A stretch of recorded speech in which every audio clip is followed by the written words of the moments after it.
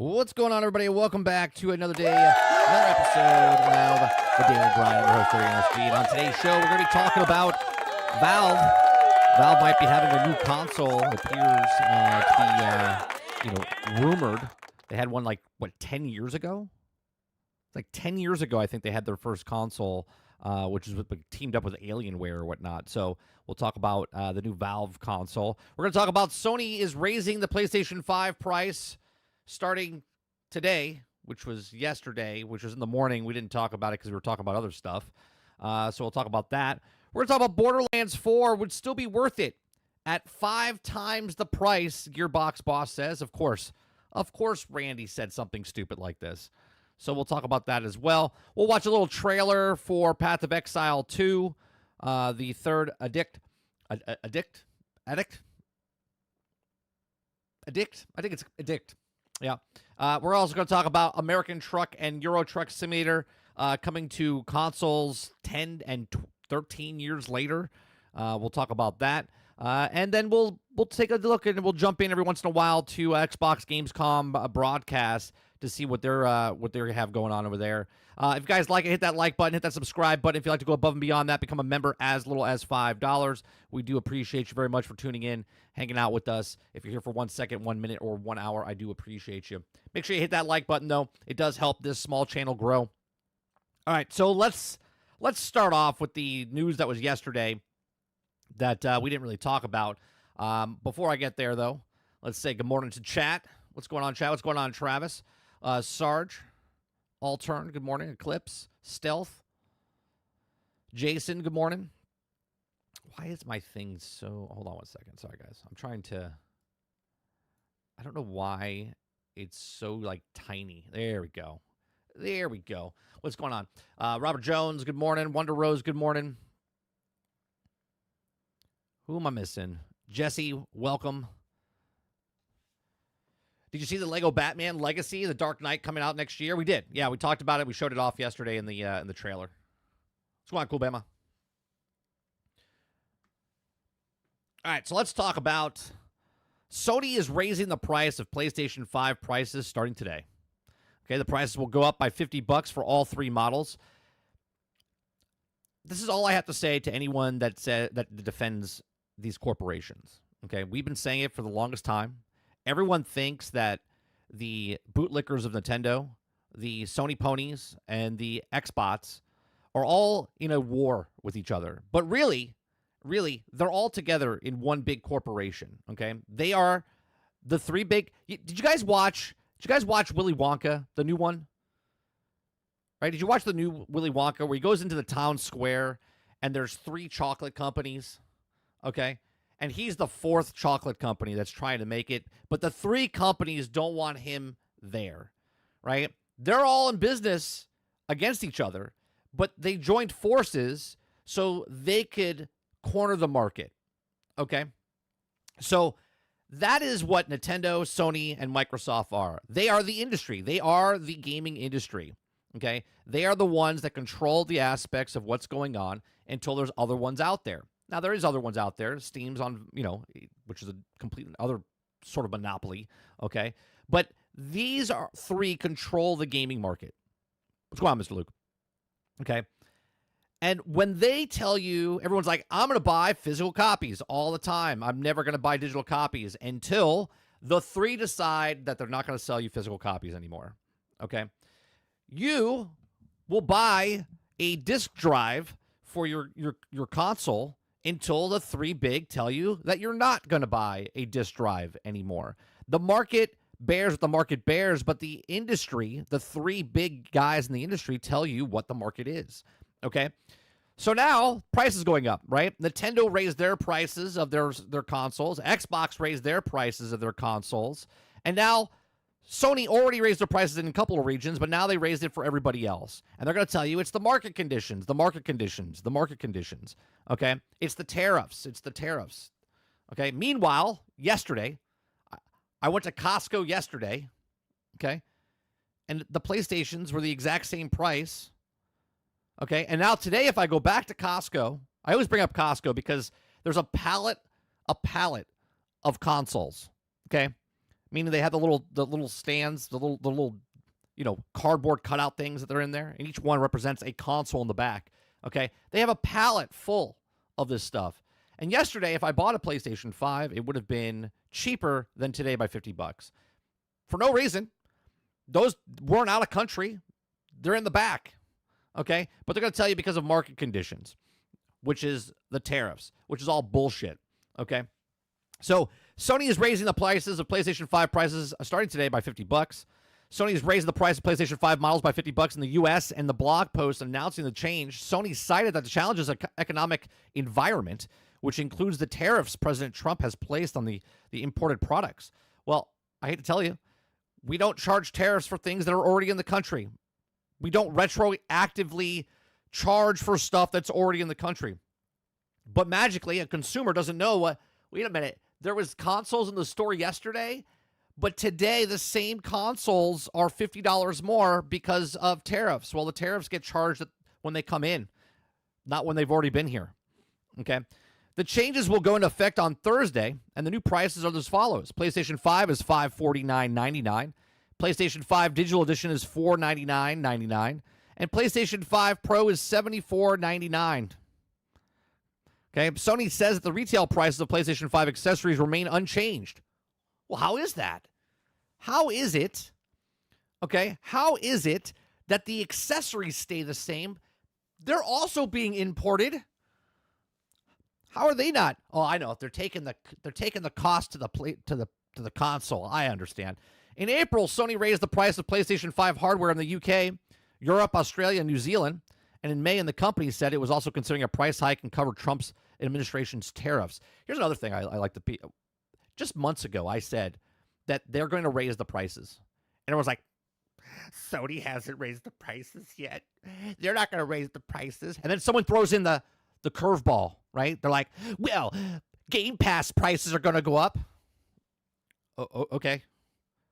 But instead of saying Sony's going to raise the price and going, well, I'm not going to deal with that. They're like, no, they're not.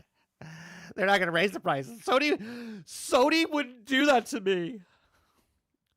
They're all in the same boat. They're all going to do that, right? And now people will say, well, everyone's doing it, so they had to do it. Jesus Christ. Okay. Microsoft has also raised the price of Xbox hardware and accessories, including bumping up the Xbox Series X Digital Edition, $549.99, which I also called them fucking stupid. Okay, I said it was the stupidest decision they've ever done, including bumping up the Xbox, okay? And ahead of the Switch 2's launch, Nintendo hiked up the cost of accessories for the console. And earlier this month, it raised the price of the original Switch due to impacts on tariffs. And I said the exact same story 3 weeks ago. Whole pallet full of Nintendo Switches, old and new. There's two pallets, actually. There was the Nintendo pallet of the old Switches, and then there was the new pallet next to that for the Nintendo Switch 2 that everyone says is selling out. But yet I could just grab one and be like, I'd like to buy one. Okay? But the impacts on the tariffs. Okay? I swear to God, you guys just keep... You love eating bullshit. You love eating bullshit. Okay? Sony, Nintendo, and Microsoft are all in bed together. Okay? They're all in bed together. They tell you, jump 3 feet. You're like, okay, we got to pay $70. The cost is raising. The cost of video games is going up because of the production of value of the games is going up. We've watched stuff where games today are less quality than the games just 10 years ago. We've seen games that are 3 to 4 times the budget, $250, $450, $500 million to make a video game. Okay? Absolutely ridiculous. There's no way that they're going to sustain this. It's exactly happening what's happening in the movie industry. People think a movie is successful because it hits a certain point of box office. But meanwhile, half the people that watch a movie today, okay, have watched the movie from 13 years ago. Perfect example, Superman, Man of Steel, 13 years ago, has outmade money of the new Superman by $100 million. $100 million. $8 back in 2013, $16 today on average. And they couldn't even beat the movie from 13 years ago. But the people will tell you that this Superman is much more popular and made more money than the last movie. I don't... Goalpost, completely gone. Okay? Completely gone. But these are just my thoughts. Let me know yours in the comments section down below. Please make sure you hit that like button. Let me hear your thoughts and comments in the comment section down below. Okay? In the comments, in the live chat. Please make sure you share, like, subscribe. And I'll see you guys in the next one. All right, let's see what you guys are saying here. Every other region has increased, so it was inevitable for the U.S. would follow. Of course, Jason. But the fanboys will die on that hill and be like, well, Sony didn't do it. Sony didn't do it. Sony's not going to do it. Look at you guys. Right? And we're just sitting back going, what are you talking about? Sarge says, here's what's going on. What's going to happen. The consoles go up on price, and then you're Xmas, and they put the consoles on sale back to the original, and people celebrate. Yeah. Sarge's like, oh, my God. Oh, my God. They gave us $50 off of Sony's PlayStation 5 Pro. It's $50 cheaper. Right? And then I'm sure there's going to be people, well, you should have bought one of... No one wanted to pay $700 for a console. So you think they're going to pay $750 for that console? Or $800 for a console? And consoles are supposed to go down in price years after, not up in price. It's so ridiculous. Sarge says 10, 10, 20, $20 super chat. Thank you much for the $20 super chat. Appreciate that.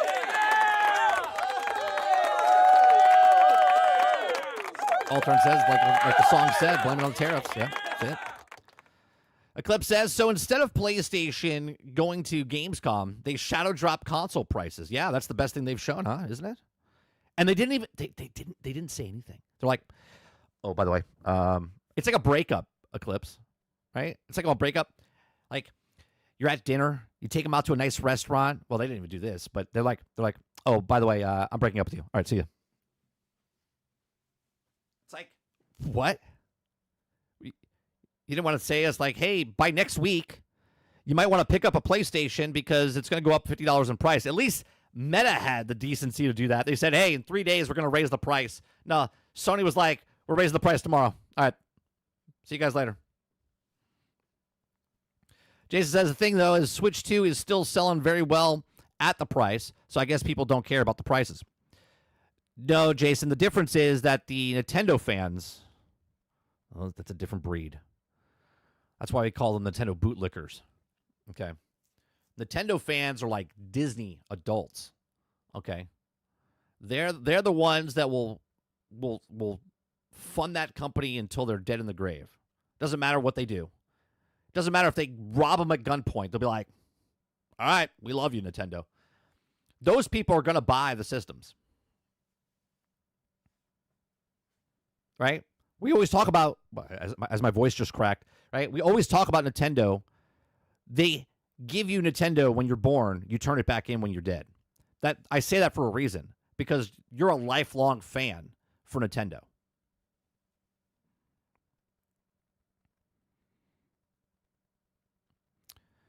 Starts as soft piano music because Sony really cares about you and your wallet. Yeah, exactly. Cool Bama says, yeah, I went to my local Target Tuesday. I seen a cabinet full of Switches too. No, but they're selling like hotcakes. They're off, right? Now, obviously, yeah, they're selling. They're selling well. Of course they're selling well. It's a new system, right? And they're also not $700, $800 like the other systems. See, people also forget that, right? It's still a console. And out of the 3 consoles that are out there, Microsoft and PlayStation have $700 and $800 systems. So Nintendo is still $300 cheaper. Eclipse says, remember when consoles used to drop in price? Those were the days. Yeah, people nowadays don't. I guess they forget. They're like, I'm going to wait until it goes up $70 and then I'm going to buy it. I'm not going to buy it at cheaper. I'm going to buy it more. Because gaming's a luxury. It's only for high-end people. It's never been for the low-end people. No one's ever rented games before from Blockbuster or Hollywood Video.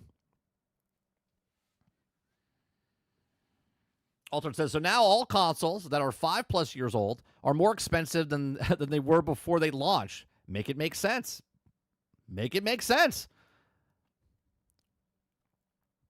Console prices go up in price 5 years later, and Gears and Halo are on PlayStation. Are we in Bizarro world? Yeah, cats and dogs living together. It's mass hysteria. Sard says, you know when you're getting broken up with, you can smell it. Unless you're broken as a person, you know it's coming. Winzo says, good morning, 30. Guaranteed now that the PlayStation 6 will be $800, which for me will be Canadian 1,000. I'm sure it'll be more than that. And don't worry, Winzo, because that'll be your motivation. See, this is the condition. If it does come out at $800, right? They're conditioning you right now because now in your times table in your head is, well, if I don't buy it at 800, it's going to go up to 900 years afterwards. So I have to buy it when it first comes out. That's what they're doing right now. Waterbear says Nintendo could have come out with 1K for the Switch 2, and it would still sell millions. Oh yeah, 100%, because it's Nintendo. I don't have the Crazy Uncle Nintendo song. I got to remake it. Wait, maybe I do. Hold on. Wait a minute, right here. Crazy Uncle Nintendo. Yeah, they're crazy. Crazy Uncle Nintendo. There actually is one Blockbuster left, and it's in Oregon. I thought it was in Alaska. I have a question. Is there more than one Blockbuster and everyone's saying it's the last Blockbuster? I could have sworn the last Blockbuster was in Alaska.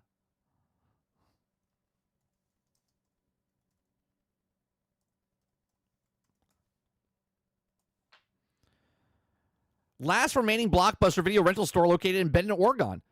I thought it was in Alaska. Wait a minute.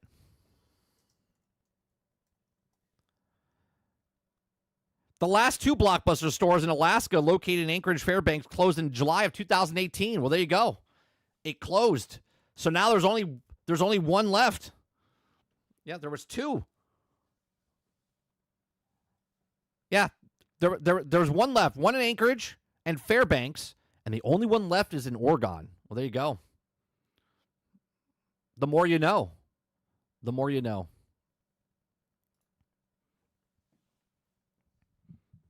Travis says, the hell is Blockbuster? Kids born after 2010, most likely. The Pro is $950 without a disc drive in Canada.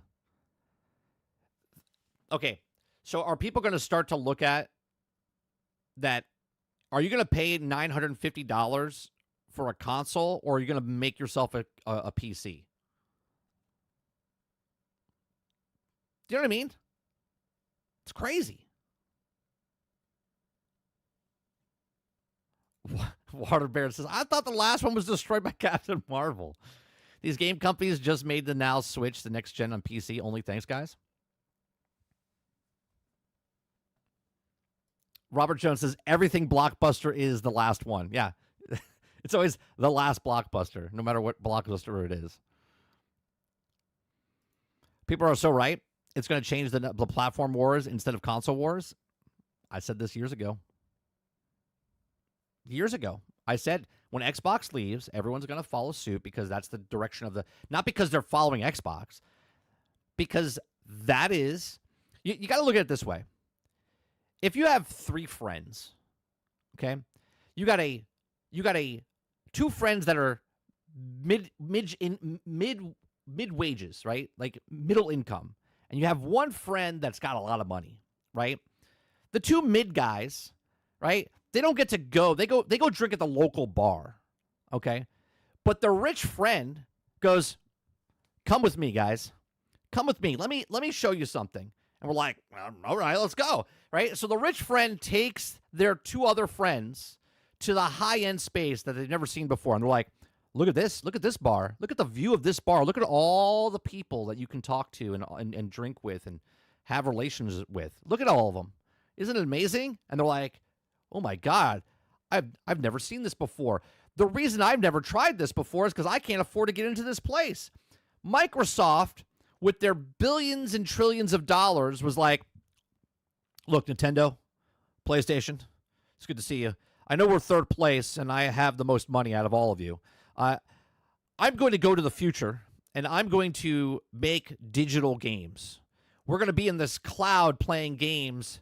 And Sony and Nintendo are like, okay, we're making money over here. And Xbox like, I'll see you over here. I'm going to test out the waters. Goes over to the new place, checks out the area. Sony and Nintendo are now like, hey, is it good? Can we go over there? And they're like, yeah, come on over. Right? That's what's happening, right? Nintendo and PlayStation and Xbox, they've always been together because they are the industry. One had a lot of money to figure out, hey, let's do this. Now everyone else is like, all right, we'll take some of our games and put it over here. We'll take some of our other games over here, right? Which goes perfectly into our next story, okay, which is American Truck Simulator and Euro Truck Simulator. How is this connected? How is this connected? Why is everyone switching over multi-plat and doing all these things? Well, I'll tell you, okay? If there wasn't a clientele, they wouldn't do it, right? They wouldn't do it. Euro Truck Simulator and American Truck Simulator are finally coming to consoles. This is a 13-year-old, okay, 12-year-old, okay, and a 10-year-old game. A 12-year-old and a 10-year-old game, okay? My son's turning 11. These games have come out a little before my son was born and right after my son was born, okay? And now they're coming to consoles. Which is the smaller market, by the way. The smaller market. Because the market for Euro Truck and American Truck Simulator, people are like, well, how big is that market? How big could that be? Well, let's look at this for a second, right? Let's look at this, right? From yesterday's Oppenheimer thing telling you that 20 million people played Battlefield 6. From this number here, right, what would you think? How many people own Euro Truck Simulator? Okay, from 69,000. Now you look at this and say, 69,000, that's not that good. That's not that good. There's only 31,000 people playing it right now. There's 38,000 people playing in the last 24 hours. The peak was 69 in all of the time, okay, in the 13 years almost. Okay, it's 12.8 years ago. How many people do you think bought this? Well, let's scroll down and take a look. Okay, 42 million. Between 13 and 42 million people of a trucking game. Okay, that's only played on PC. But now this company that's constantly said we have no plans. We have no plans to go to console. No plans to go to console, right? Year after year after year, and they didn't have plans until now. Now they have plans. Okay, American Truck Simulator. Okay, 19,000 people 9.5 years ago. 19,000. Only 4,000 people playing now. Okay, they sold anywhere between 4 and 10 million, or I'm sorry, 4 and 9 million copies. Okay, that's a lot of sales. And we're not talking about DLCs. Have you ever seen all the DLCs that come out for Euro Truck, and the DLCs and the cosmetics and the different trucks and the different things that come out and the expansion passes, right? Like right now, you get American Truck Simulator. It only started in 3 states. There's like 15 states now inside the game. And every time they come out with a DLC, it's like $10, $12, $15. Okay, they make money. Why would a company that was completely relevant only on PC, all of a sudden, 12 years later, 10 years later, go, we need to get on console? Okay. Well, let's look at this, okay? Because if Xbox was just Xbox, then there would only be 33 million people, and you could sell 2-3 million copies or whatever, right? PlayStation, you got 75 million people. You could do. But now that Xbox can be played on any television set or any mobile phone and any place that you want, play anywhere, okay? That's pretty big market now for American Truck Simulator going, wow, if we can get 1% of a billion people, that'd be great, right? So this is why 13 years later for Euro Truck Simulator, they're putting it on console. Not just for PlayStation and Xbox, but for the larger market that they can play this game on the cloud, Wi-Fi, on a television set, anywhere, right? All of these companies are breaking down and going, it's not about consoles anymore, right? It's about going everywhere because of the internet, because of cloud gaming, because of all of this stuff. This is why they're moving over, right? So Euro Truck Simulator has been only available on PC and Mac since the release in 2013, while American Truck Simulator has been parked at the same platforms since 2016. Euro Truck Simulator has remained popular Steam. At the time, despite its age, now both games are hitting at PlayStation 5 and Xbox Series X and S. PlayStation Network has listed pages of Euro Truck Simulator and American Truck Simulator on Xbox, added the former and the latter shortly thereafter. Specific release dates have yet to be disclosed. I think it'll come out, obviously, I don't think anytime soon. I think sometime next year, but we'll see. Just as the name suggests, Euro Truck Simulator 2 is set in several countries across Europe, and players assume that the role of cargo truck driver. As part of the game, developers have managed to cost each trip while also saving money to expand their business. Okay. As more recent games, the American Truck Simulator's more refined presentation is also giving players the option to deliver cargo across the iconic locations in the country. Okay. In 2023, SES software accepted ads from real trucking companies that place recruitment billboards in American Truck Simulator. Perhaps some of those ads will also carry over to the new console ports as well. Okay. So these two massive simulator games are coming over to PlayStation, and there's other trucking games that have come out. There's other truck games that have been put out in the thing. There's another one called King of the Road, I think it's coming out. They also showed it by Saber Interactive, which probably be pretty good because since they do all the SnowRunner games and MudRunner games and all those other types of games. So that's competition for them on the market, right? Maybe that's another reason they're coming over to console. They're like, well, these guys are making good trucking games over here. Maybe we should get in that market because SnowRunners sold a shit ton. But who knows, right? Who knows? So as you can tell, the industry is shifting, okay? And everyone's in denial, and they're like, well, no, these corporations, they love us. Keep buying our products. They love me. They know me by name. They send me a birthday card. Okay, they're going to keep raising the prices for you. And the only way this stops, okay, is because you have to stop buying it day one. You have to stop pre-ordering. You have to stop lining up at the door and showing them interest. Wish list is a wish list, and it helps them out tremendously, okay? When the PlayStation 6 comes out, okay, and they say it's $1,000 and 10 million people line up to buy it, guess what? The next one's going to be $1,200, and then the next one's going to be $1,400, okay? Instead of, it's the only industry that I've ever known that people defend not getting stuff on sale, which is so retarded, okay? Like, you go somewhere to get a deal.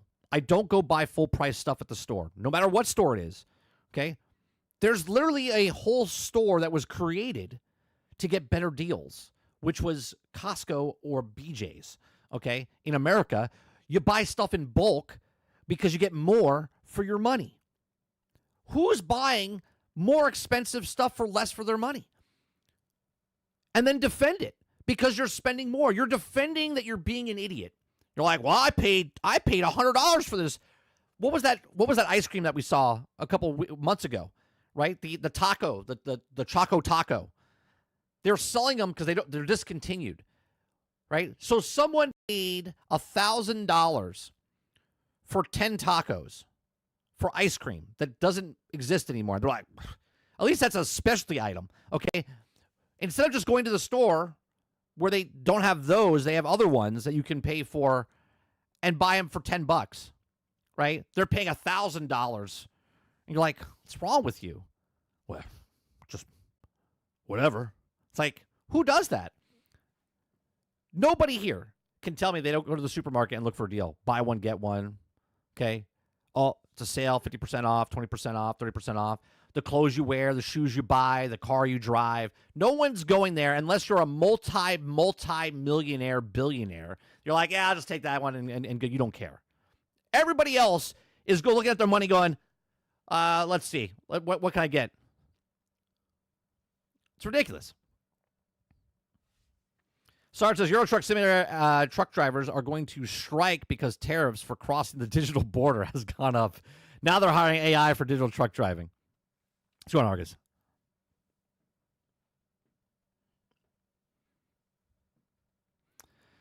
Clip says, I mean, we talk about Ninja Gaiden. You might also like what most of this stuff is going to be on Game Pass. Don't you love? The other day, Dave said, there's not Super Dave, different Dave, said, what's it called? Power Wash Simulator is not coming to Game Pass. No Game Pass. I was like, it's coming to Game Pass. No, it's not. They said it's not coming to Game Pass. No, they didn't say it's not coming to Game Pass. They didn't announce the Game Pass yet. And here we are. Power Wash Simulator 2 is coming to Game Pass. Why wouldn't it? It sold and did very well on Game Pass the last time around. Why wouldn't they throw more money at Power Wash Simulator 2?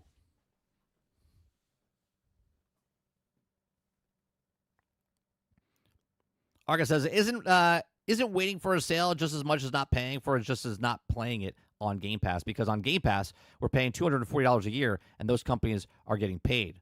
And also the game to be on Game Pass. Yeah. Let's see.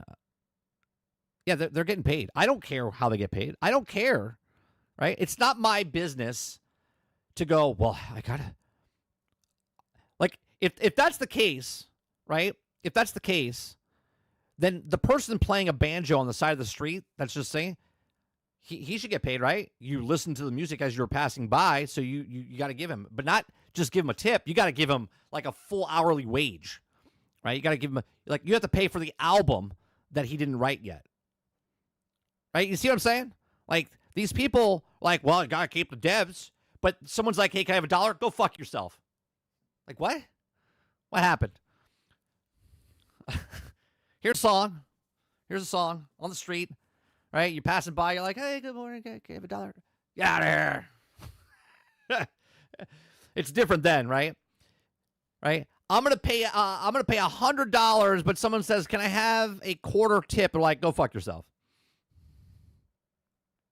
Mr. Luke says, when the game is fully released and the update is probably easier to put out on the console without asking them to keep testing the updates and delay more on console than on Steam. Travis says, only Game Pass would require a PC, which I don't have, or an Xbox, which I will never have. You have a cell phone. You have a cell phone. You have a television set, right? You don't need a computer. You can literally get Game Pass right now playing your phone. But here we are. You'll be like, well, I don't want to play on my phone. Well, I don't want to play on my tablet. Well, I don't want to play on my television set. Okay. Well, my internet's not very good, right? Sarge says, monkeys want less for more money. Get it straight. Then defend paying for more shit. Right. People has more money than brains. Argus says. Oh no, Argus is talking to Travis.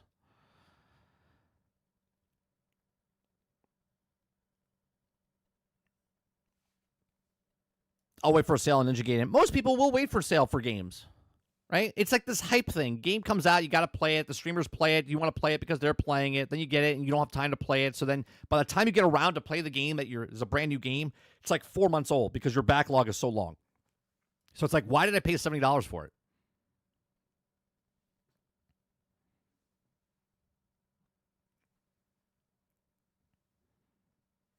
Go on, Kylo. All right, so that's the Euro Truck Simulator. We got the Sony thing down. Let's talk about this. This is, I don't even know what that is. I see the title. I see the title, and this man just needs to stop talking. Randy Pitchford just needs to shut his mouth. This man is losing sales for the company. He's losing sales for the company. Stop talking, Randy. Okay? Stop talking. I mean, I'm not buying it. Okay? But Randy just needs to shut up. guys like what I do, we do this Monday through Thursday. We talk in the morning about gaming news, have conversations, hit that like button, hit that subscribe button. If you'd like to go above and beyond that, become a member as little as $5. Okay? Borderlands 4 would still be worth it at 5 times the price, Gearbox boss says. Yeah. Oh, man. Just, he's so like, does he not see it? I mean, he did say that if real fans would pay $80. Real fans. So I guess real fans would pay 5 times the price, right? That's what they should do. That's what they should do. They should say, in the beginning, everyone in the very beginning has to pay 5 times the price. Okay? Has to pay 5 times. Not if you want to. You have to. If you're a fan of Borderlands 4, instead of pre-ordering for $70, $80, $100, you have to pay $500 or $250. You got to pay $250 or $300. No questions asked, because you're the real fan. You're the real fan, so go ahead and pay that.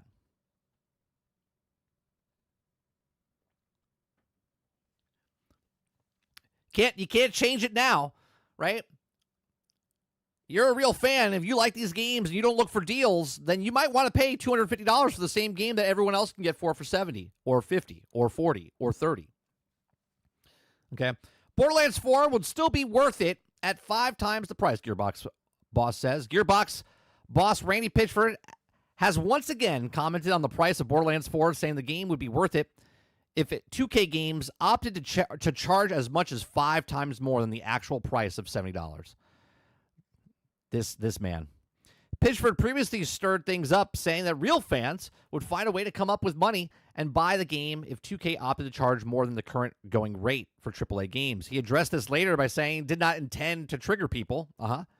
Speaking to IGN Gamescom, Pitchford revisited the discussion, starting off by saying he's a person who enjoys conversing with fans online. I'm sure he does. While his comments about Borderlands 4's price, he likes conversing with people online, but then also blocks them, by the way. Right? He likes conversing, but then only speaks the stuff that he wants to speak, and then he blocks them. Like a real clown does. Okay? He said he believes that online chatter doesn't matter in the grand scheme of things. Well, that's something we can do, we can agree with, right? Online chatter really is just the void. It's not real life. Okay? He says, quote, let's be honest. The sum of all social media talk and the sum of every article written about that doesn't matter. Literally, it doesn't, he said. At the end of the day, as all of us do, when we approach entertainment, we think about it, is it we want and what we want and what we're asking for, okay? And if we want something, it feels like a fair price or whatever it bears, okay? Or whatever the barrier is. We explore it. We engage in it. And it doesn't feel fair, we step away. I can agree with this. I can agree with this. Let me read this again because I read it absolutely horrendously. Okay? Okay, he says, at the end of the day, as all of us do, when we approach entertainment, we think about it, what it is that we want and what it is that we're asking us for. Okay? We want something, and it feels like it's a fair price or whatever it bears, whatever the barrier is, and when we explore it and we engage in it, and it doesn't feel fair, we step away. That's correct.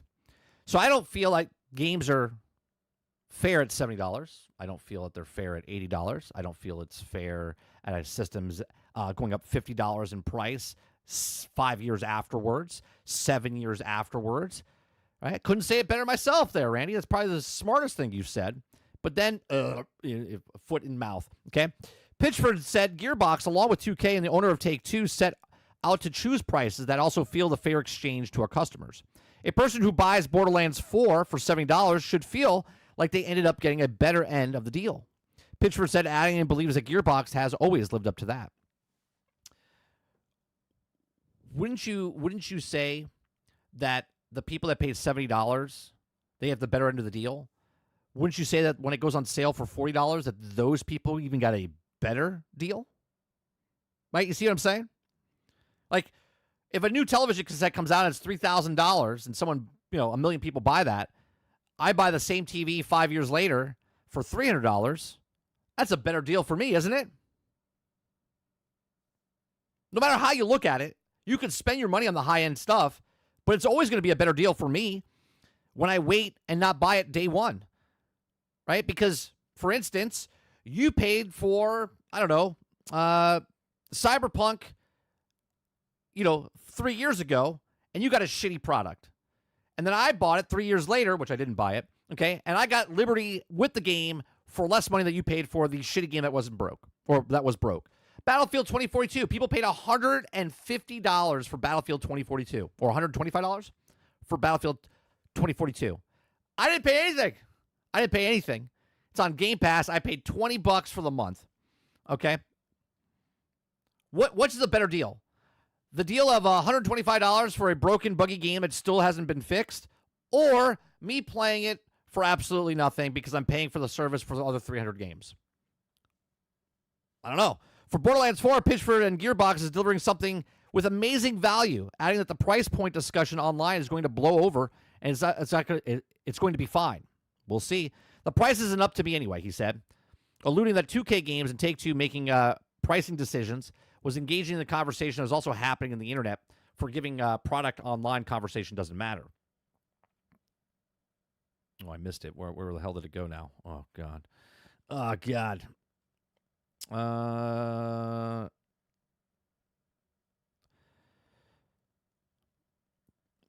Okay, it says, Pitchford wanted to say that he's thrilled by the decision of the price of Borderlands 4 for $70 for Standard Edition. He said he understands that there's currently a cost of living crisis and some people might not have as much money to spend the entertainment. But he believes that Borderlands 4 over-delivers. I think you just deliver. You just deliver. And the value relatively to the cost. To make his point, Pitchford said that 2K could have charged as much more if it would have represented good value. He says, quote, I want everybody to play it. I want as many people as possible to play it.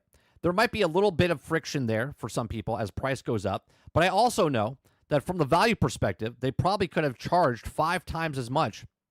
It would have felt worth it, he said. And some people might have been willing to pay that. I don't know if I would have, but as cheap as possible. I would want to be as cheap as possible. Okay. So let me get this straight. You want everyone to play your game. You want as many people to play your game as possible, but you're charging $70 for your game. One, if I wanted everyone to play my game if I was a developer, it'd be a big risk if it was my very first game, right? But if you're making your 4th edition and like 7th game overall, okay, of the series, I would charge $40 to $50. Because I would do the opposite of what the market conditions are and be like, I'm going to give it to you for $40, $50 because I think more people would be willing to pay that and you would make more money. You would get more people at less value, less money, but you would make way more money. Okay? Why do you think Helldivers is selling well?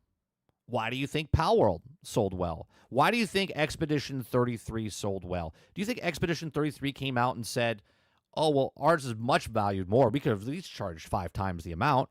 No, they made a game, they sold a game, and they gave it to a good price. They wanted as many people to pay or play that game as possible. The higher the price you go, the less people are willing to purchase your game. They'll buy your game. If you have $100, there'll be people that buy your game at $100, right? There are people that go to the movies and go watch IMAX. There are people that go watch at the premiere seats in the theaters. But the majority of people that go to the movies try to get the cheaper seats. They try to get a matinee show because that is better for them. Okay, so sure, is there a person that pays $1,000 to go watch a movie? Sure, in their gold seats with the gold toilets, with the big gulps, whatever. Do they pay $100 for the popcorn bucket? Sure. Okay, but more people, the majority, will pay cheaper. Now, I would personally do that. Just the way I would do it, okay?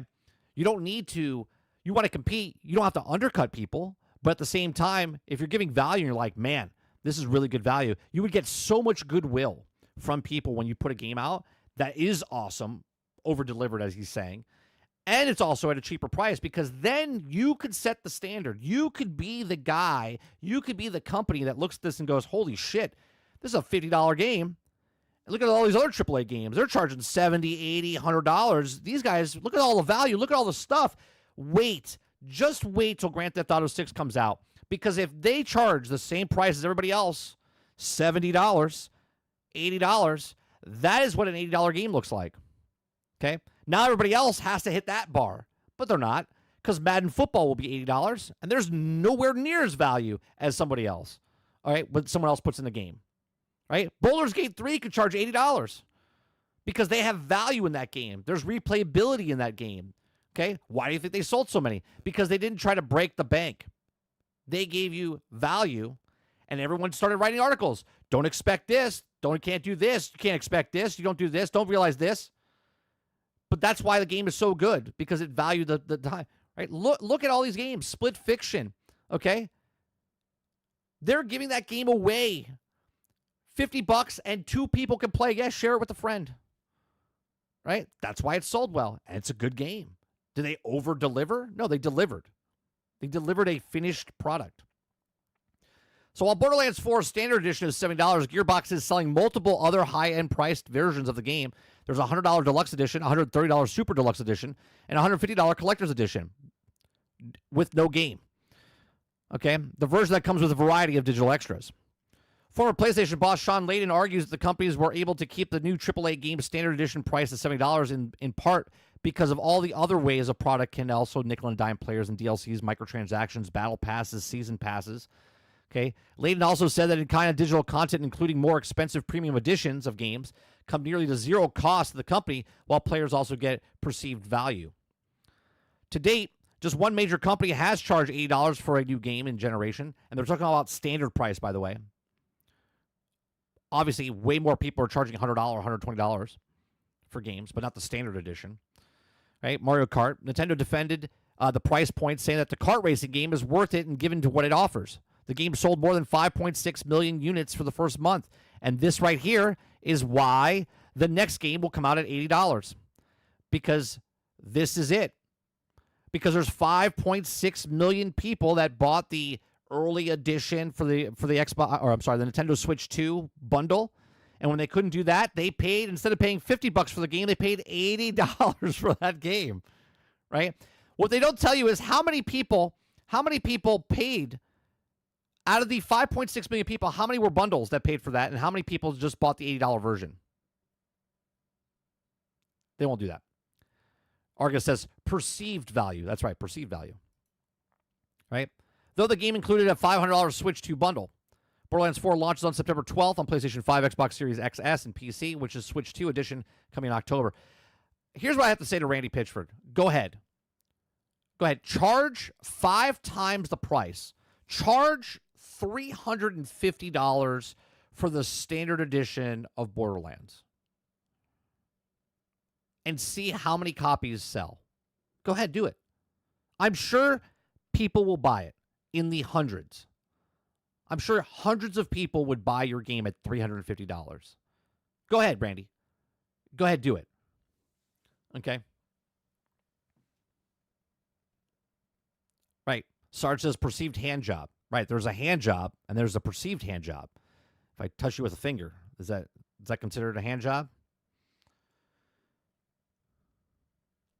Krebsy says he couldn't stay quiet for 25 days. I swear to God, it's amazing. This man cannot stop talking. Just put him in a room somewhere. Sarge says he can't help himself. He's home reading the memes. He's chomping at the bit. Must respond. Must reply. Right? He's at Gamescom.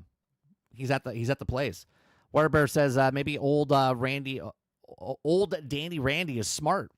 He's trying to sabotage sales so that he have to sell the company or buy a home out of his contract, because there's no way he's this dumb with this statement.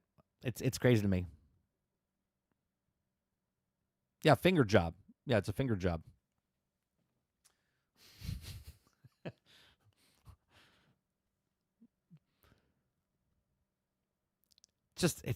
I don't get it. I don't understand how one man can sabotage so much. Like, I hope they come out and say, hey, it sold 2 million copies faster than any other Borderlands ever before. Right? Like, great. I hope it does well for you. I just want you to stop talking, Randy, because every time you open your mouth, one gamer says, I'm not buying your game. They're like, no, I'm good. I was going to buy it, but you talked me out of it.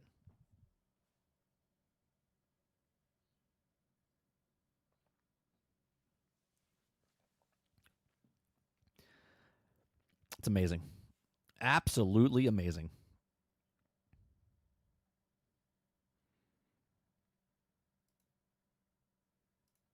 Speaking of another train wreck, let's go to this train wreck. Known as Splitgate. Okay. Splitgate here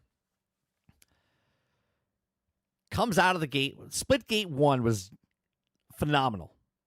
20 million people, right? Isn't that what there was? Am I making that number up? Right? Am I making that number up? Didn't like 20 million people play Splitgate 1? Let me look that up.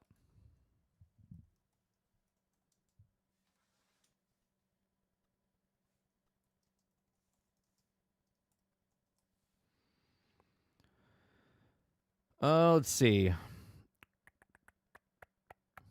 I don't want the player count. I could have sworn they said there was so many people. Millions of people played Splitgate 1.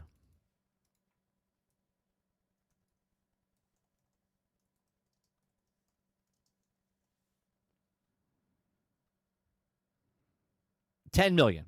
There you go. Right? Splitgate did have millions of players. The original Splitgate, particularly during the beta.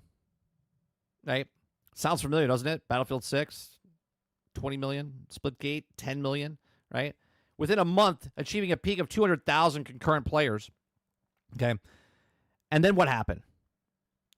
Then they decided they wanted to just stop Splitgate 1. They said, we're going to Splitgate 2. New engine, we're going to Splitgate 2. And he comes out during the Game Fest just in June and says, Splitgate, we're bringing FPS. Make FPSs great again. And then they say, no, we didn't mean to charge $180 for microtransactions. We only meant to charge $40 for microtransactions. And then we have to fire people. Oh, and by the way, then we're taking no salary. We're not taking any salaries anymore. Oh, and then we had to fire more people. Oh, and by the way, then we're now taking the game that we gave to you for free. We're taking that back. We're putting it into beta program. Oh, and by the way, we're taking Splitgate 1 and we're shutting it down. We're closing it down. Then the feedback came back and they went, oh, shit. Man, we're fucking up left and right. So let's see what they fucked up now. Or maybe fixed. Original Splitgate not shutting down now. And it's transitioning to a peer-to-peer model starting August 29th. Okay? Last month, 1047 Games announced that Splitgate 2 was going back to the beta in response to the community's concern over the condition of the game. Alongside the news, plans were also laid to shut down original Splitgate entirely. But yesterday, the studio announced that they will now be transitioning the game to peer-to-peer hosting models starting August 29th. How can you as a customer, right? How can you as a customer trust or believe anything this company goes and says from this point forward, right? They don't know what they're doing. So how am I supposed to know what they're doing, right? Hence why you shut up, stay quiet, figure your shit out, plan a little bit, and then figure shit out. And then once you know the actual plan, then you tell people, okay? Why would you come out and say that we're shutting down the thing, and then people like, oh, you're shutting it down, but you said you were going to support it, and then you said you're not going to support it. Now you're saying you're going to support it, but you're supporting it in the peer-to-peer? Like why is it that every day we have all these stupid fucking stories to talk about from the industry? Okay. The announcement directly cites conversation about Stop Killing Games movement, adding that we emphasize that the players who also lose access to their favorite titles. We absolutely do not want our community to lose access to theirs. But you did. You said you were going to shut it down, and now all of a sudden you changed it. Okay? That said, there will be some lost features starting August 29th, like the official server's online leaderboards, Battle Pass, the achievement of trophies, but players will still be able to download the game for free on Steam, PlayStation, and Xbox and keep playing. You might as well just kill it.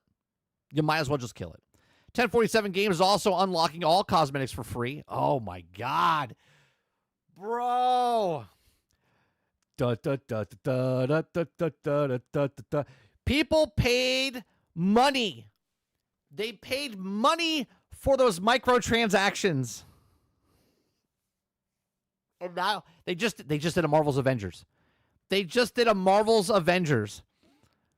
People paid for all of the cosmetics, and now you can just go play it and get all the cosmetics for free.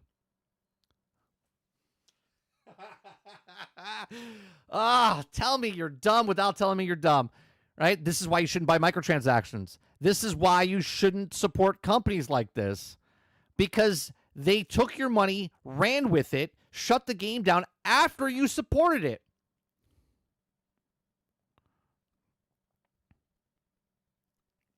It's a slap in the face to the people that actually paid and supported the company.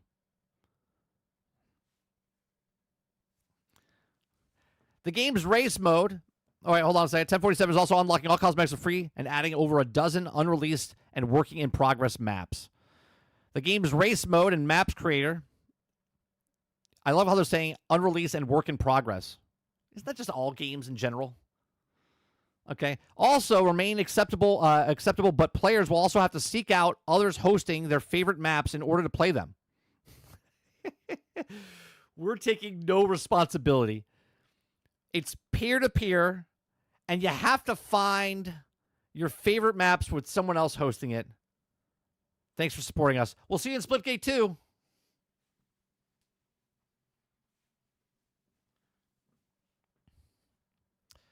Amazing. Hey, Split fam. As we mentioned in our recent update about building the Splitgate you deserve, we've made a decision to sunset the original Splitgate dedicated servers today.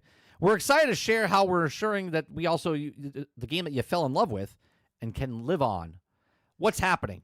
Starting August 29th, the original Splitgate will be moving to peer-to-peer as well as focus on resources and rebuilding.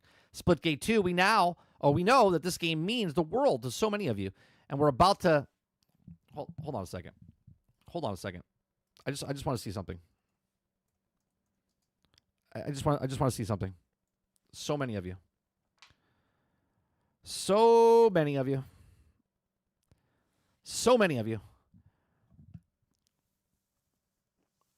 Just so many people means so much to so many people. Okay. About the to let that disappear. This means that you'll still be able to play matches and experience the magic that made Splitgate special, just in a different way. Okay. In addition to those changes, we also added content to the game that was also previously unreleased, stockpiled, or work in progress that we left on the floor and that we weren't going to release at all because it was just a waste of time. We took your money and ran to Splitgate 2. We took your money from microtransaction. I'm ad-libbing here just a little bit. Just a little bit. Okay. 13 WIP Blackout Arena maps, including some of the first maps shown in Splitgate 2. Simulation Juliet can also unreleased takedown map. Everyone gets access to all cosmetics for this reason. The Battle Pass rewards, centered, store, and drops have been sunset. Okay. We've also made sure the community favorite features remain playable, including races and map creator. How it works, a player will also host a match and act as the server. Other players can view the game in a server browser and join from there. And if the host has saved custom maps in those maps, it will also be playable for the lobby. Why are we doing this? You've invested time, energy, and passion into the original Splitgate, which deserves you to be preserved. Our community is everything to us. While we can't keep it in full online infrastructure running indefinitely, we can make sure that the game itself lives on for anyone who wants to keep playing. I will say this. Congratulations, because this is what people are asking for Killing Games. Like, if I want to play The Crew, then let me be able to host my own server, peer-to-peer type of stuff, right? Let me get the single-player version of the game instead of delisting stuff and no one can play it. Give us the option to play it, but in a weird way. Like Anthem's closing down. If people still want to play it, they should be able to still play the single-player aspect or something like that. You know what I mean? So good for them doing this, but again, they don't know what they're doing. They're learning as they go. So emphasize with the players who also lose access to their favorite titles. We absolutely do not want our community to lose access to theirs, but you did. You were going to cut it off completely, and then you changed your mind. because you probably got backlash by all of your player base. All of the player base, right? So when we started the journey almost 10 years ago in our dorm room, we never imagined how much the community would also mean to us. You've stuck with us through the highs and lows, and this is the way we're making sure that the game has started it all and never truly goes away. As always, keep the feedback coming on Splitgate 2, and thank you for being the best community in gaming. In addition to the FAQ section, the team details a few more points confirming that peer-to-peer matches will also be hosted cross-platform, widening the pool of available matches across all 3 platforms. On the downside, these changes also mean that the anti-cheat checks will be unavailable, and the matches could get extremely one-sided if cheating and hacking really takes hold. Dun, da, da, dun, da, da. Right, they're done. They're done. This game is done. You might as well, a multiplayer game, if you're not going to support it anymore, might as well close down and be done, because all it takes in the large community that they have going on here for Splitgate 1, one person who doesn't give a shit anymore because they're like, hey, well, they took everything from me. You just made 100 jokers, right? You made the origin story for 100 jokers. Someone spent $100, $200, $500 on your game supporting you. They loved everything about Splitgate 1. It was their dream game. It's what it was. They paid $500. Randy Pitchford is pleasing himself as we speak from thinking about this, okay? And he can now make that money, and then the guy goes, you now shut the game down, and gave away all the cosmetics that I paid for. That person's like, fuck you, I'm going to cheat. I'm going to ruin your game at this point. All it takes is one, especially in this large community that they have going on here. Okay, at least on Steam, but it's crossplay. So, very interesting seeing what Splitgate does. Who knows? Maybe next month they'll do something different. Maybe I said by October they might close down Splitgate 2. Okay, who knows? Possible. Okay, possibly. Right? They might lose the rest of their staff, and they might. Well, it was a good ride. It was a good ride. Oh, by the way, thanks for enjoying Splitgate 2's Battle Royale that no one's playing. And then also that the microtransactions that you paid $80 for that we're now taking out of the game, right? Could happen. But we'll see. These are just my thoughts. Let me know yours in the comment section down below. Please make sure you share, like, subscribe. Let me know. Are you playing Splitgate 1? Are you excited that you can play peer-to-peer and that the anti-cheat is no longer in the game and that they gave away all the cosmetics? Let me know in the comment section. Let me know in the live chat. Please make sure you share, like, subscribe. And if you like what I do here, check out some of our other videos. Thanks for watching.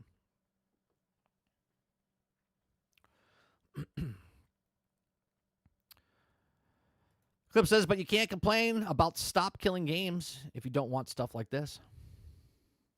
Robert Jones says, peer-to-peer greater than shutdown. Peer-to-peer is basically shutdown. It's not better. It's equal. Peer-to-peer is now equal shutdown. In a multiplayer game, if we're talking about peer-to-peer PvE game, yes, greater than. If you're talking about peer-to-peer, equal to less than a shutdown. Sarge says, because journalists don't know how to find facts, the ability to find information and transform into the info to the masses is just not capable. Let's see. Roadkill says, what's good, boys? Went to a coin show last night, spent 600 binos on silver and gold. Nice. Ron Slusher says, Splitgate needs to transform into a third-person Souls-like adventure. Sarge says, who would never imagine that I could clear a high six-figure from strangers and not understand the business? I want to thank them, the loyal fans, for financing my crib, my car, my ability to not work anymore. Yeah, seriously. Sarge says, big shout-out to Ray Ray and Stonekilla for Cheddar and the Riz. Dark Taco says peer-to-peer for PvP. That shit is dead. Yep, 100% dead. Greater than, I can build a player base on Reddit or some shit. I mean, sure. I mean, how many people play in a match, Jones? How many people can play in a match in Splitgate? Is it 3v3, 4v4, 5v5, 6v6?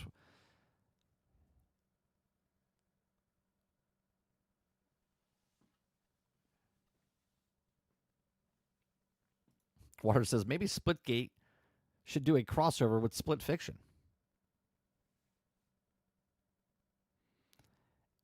if it's a 4v4 or 5v5 and you can get 5 other people, 10 people total, sure.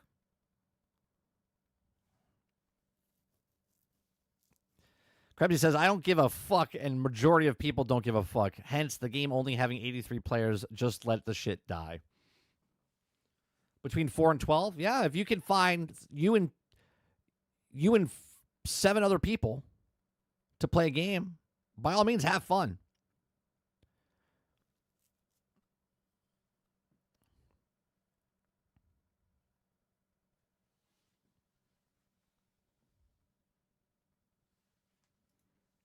Clip says, I mean, people play 1942 on fan-made servers. That's what people want. Yeah. Look, people still play Star Wars Galaxies. It's like 3,000 people, 4,000 people playing. Great. That's why I said, I'm glad that they're at least letting you still play the game. But the fact that they just gave away all the cosmetics that people paid for, they had 10 million people that were interested in Splitgate. They had 10 million people interested in Splitgate. Okay? 10 million people. Okay? Now we're talking about Splitgate 2.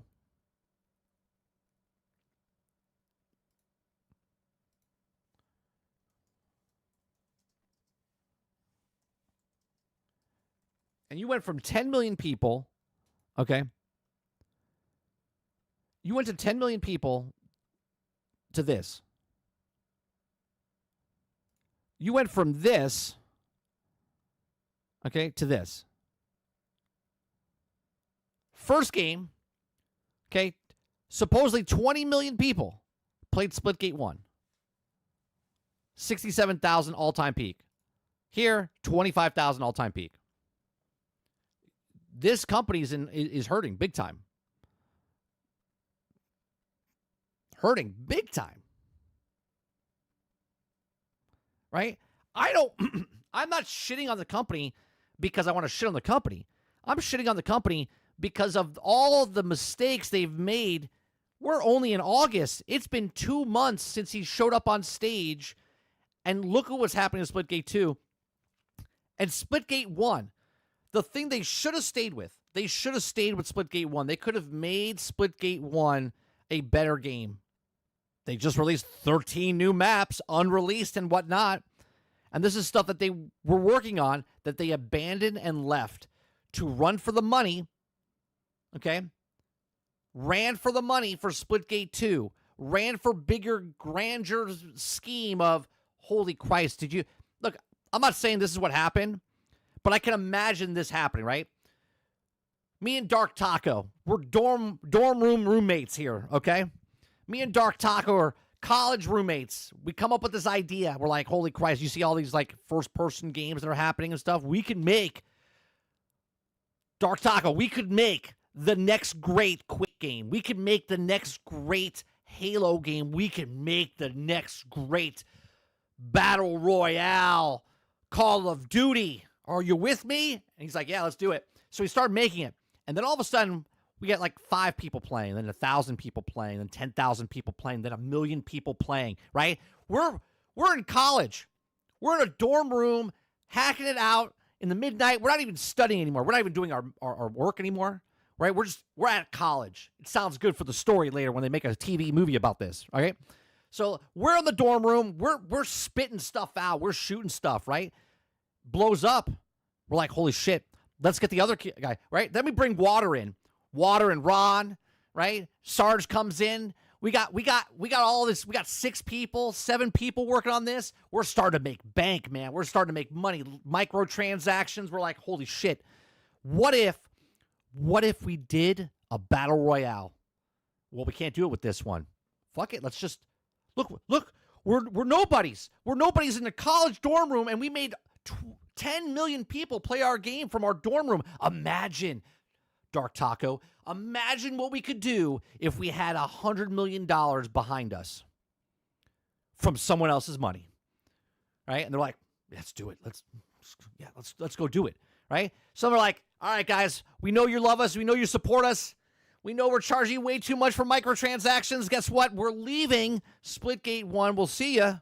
We'll see you in a couple years. We're still going to support it because we need that money coming in. I don't want to go back to school. I dropped out. I didn't want to finish college. I was making a shit ton of money while I was in my dorm room. I didn't even go to English class. Okay? Again, I don't know if any of this happened. I'm just making all this up. Okay? Now we're working on Splitgate 2. We got someone else's money behind us. Okay? And we're going to make so much grander. Sitting there, I'm gonna get a hat. I'm gonna get a hat. Imagine the hat says "Make FPS great again." Okay, I'm gonna be on stage. I'm gonna say, "Let's do this," and we're gonna get way more people than 10 million people, right? We're gonna get way more people than 10 million people over here, and then they get on stage, and then it just shits. The dorm room memories are gone. Okay, the dorm room memories are gone. The 10 million people are gone. The money's dwindling. This is our dream. It's a dream. We made a game, and you chased the money. Instead of, say it with me, chat. Say it with me. Make a game, sell a game. Right? Make a game, sell a game.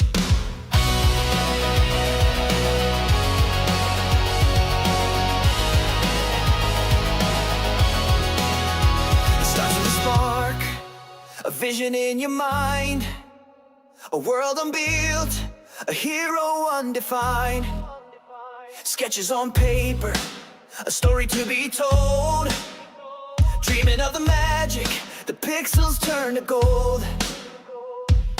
Code and design, long nights in the grind. Passion's the fuel when the stars don't align. From the art Gotta wait for the chorus. Sound, every piece in its place. Building up a masterpiece, one line of code, one face. Make a game, sell a game, bring the dream alive. With blood, sweat, and tears, it's the reason we strive. From the heart to the screen, let the passion remain. Through the highs, through the lows, make a game, sell a game. Right? Make a game, sell a game. Jesus Christ.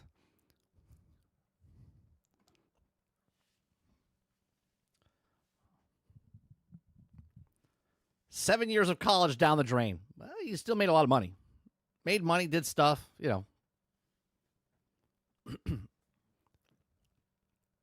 Silver says Splitgate 2 should have Battle Royale. Let Tim have this one. You know, Silver, we should. We should let Tim have every Battle Royale that comes out. Whatever game comes out. I can't wait for the new He-Man side scroller to come out and also be a Battle Royale. I can't wait for it. Just let Tim have this one. You know what? I think I'm gonna make a soundbite of that.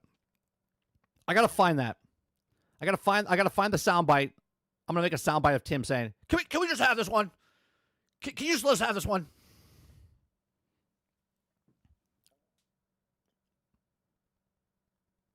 Amazing.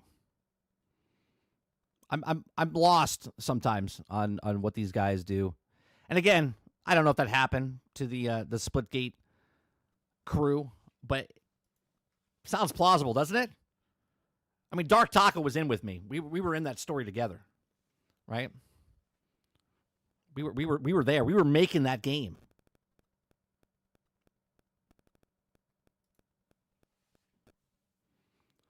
Silk Song delayed for BR mode. Yeah. Silk Song should have a BR. Why not? Why not?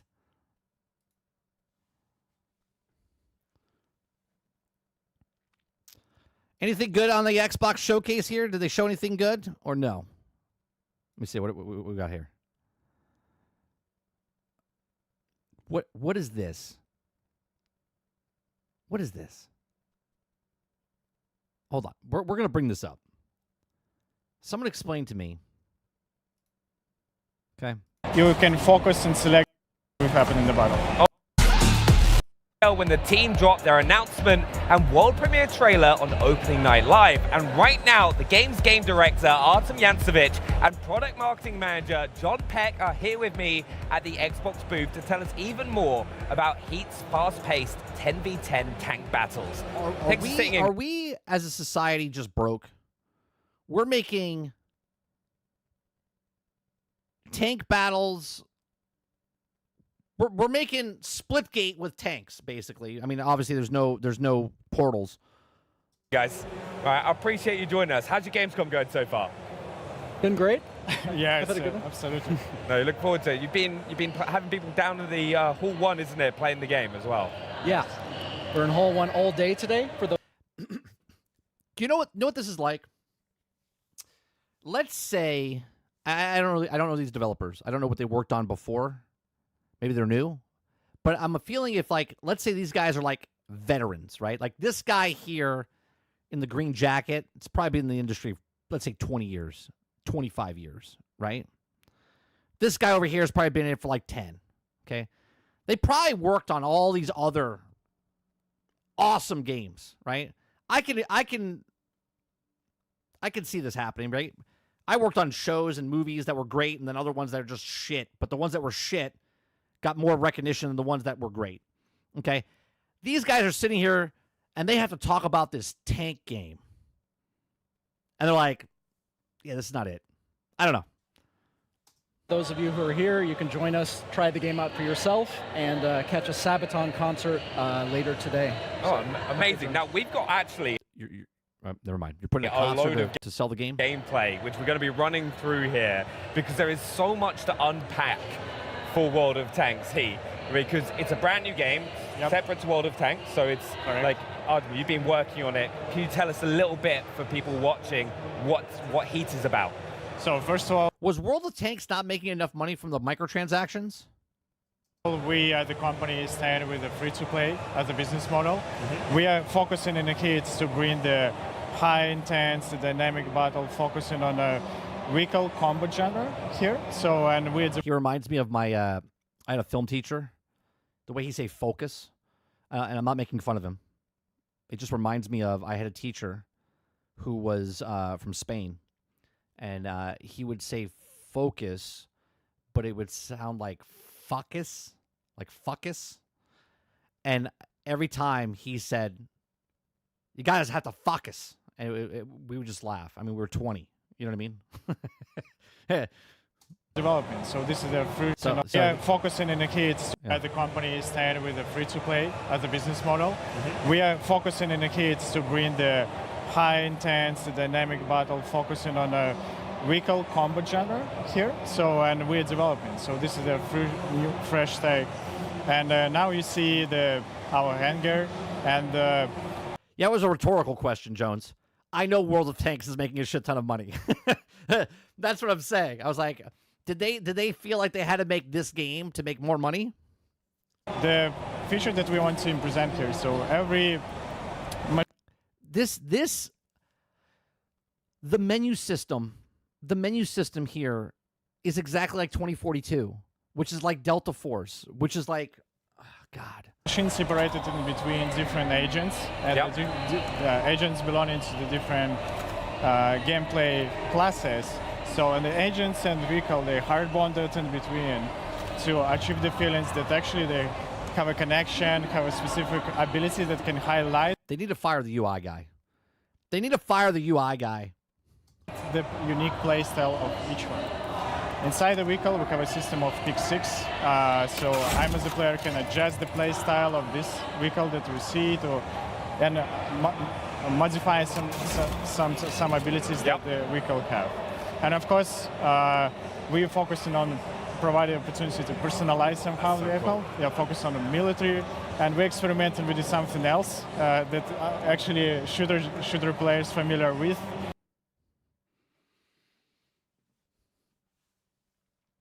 That's right, chat. You're seeing a sniper rifle with a fishbowl, a goldfish bowl hanging on the back of a tank. Some charms, for example, or additional decal or stickers. Of course, we don't want to go crazy about it, but definitely. Did he just say we didn't want to go crazy? I'm sorry.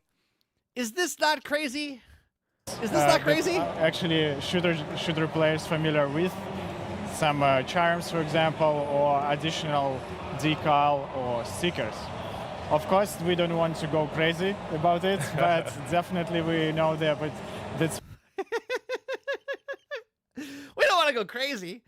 I'm just gonna put a fishbowl in the back of a fucking tank. For somebody, it's really important to personalize. We don't want to go crazy. We just want the Nicki Minaj color. We know that, but that's for somebody, it's really important to personalize it. I'm definitely going to be rocking the This is a realistic military tank simulator game, man. We don't want to go crazy. gold tank. It's got to be done. It has to be done. Just example that actually we experimented with a lot of stuff. And as you see, we still pay attention to the main DNA of the company, how the vehicle against the shell or armor against the shell works. So armor inspector is here. The internal model is here as well. It's really important for fans of this genre as well. Okay, let's see what will happen in the battle. Oh, wow. Okay, right. This is example of completely different gameplay. This tanks is heavy, so this based on the modification. Why do I want to play this instead of World of Tanks? I don't play World of Tanks. But why would I play this instead of World of Tanks? Like, my question is, the people that like World of Tanks are like, they like war, they like tanks, they like the stuff. I get people that like tanks will play this game, but what I'm saying is, why would I stop playing War of Tanks to go play this arcadey more type of game that won't even be here by like January? It's not even out yet, okay? But when it does come out, it's not going to be here for very long. Version of Abrams, and the agent's called Chopper. So this is Defender. The main responsibility, let's say, of this agent is just be. This looks terrible. This is like a demolition derby, but with guns on top. Keep the opponent busy on key points of the map. And you see here the few different examples of ability. Your tank battles shouldn't be like this. See, like clock seal weapon, like Gatling gun right now, so it's pretty suitable to immobilize him. Yeah, and there is a really tip: unite with your teammates to break through the thick armor of the assault units. important to introduce here. So we have a number of error correction, tactical error correction features like respawn, for example, or repair kit or another.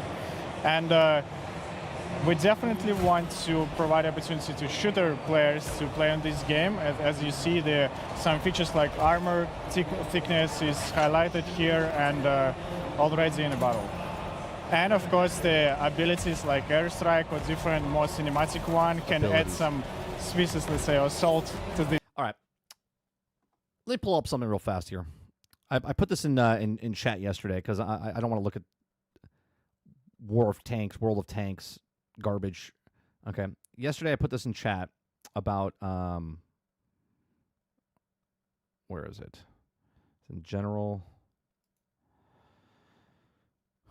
I gotta scroll up a little bit. I put in a thing about the Battlefield 6 UI. Here it is. Okay, I wanna bring this up for a second. Okay, and just check this out here, right? Okay, so this is from Ghost Gaming. Okay, I want you to look at Ghost Gaming didn't do this. This is he's just showing you the video of it. Okay, because the guy did it on Reddit.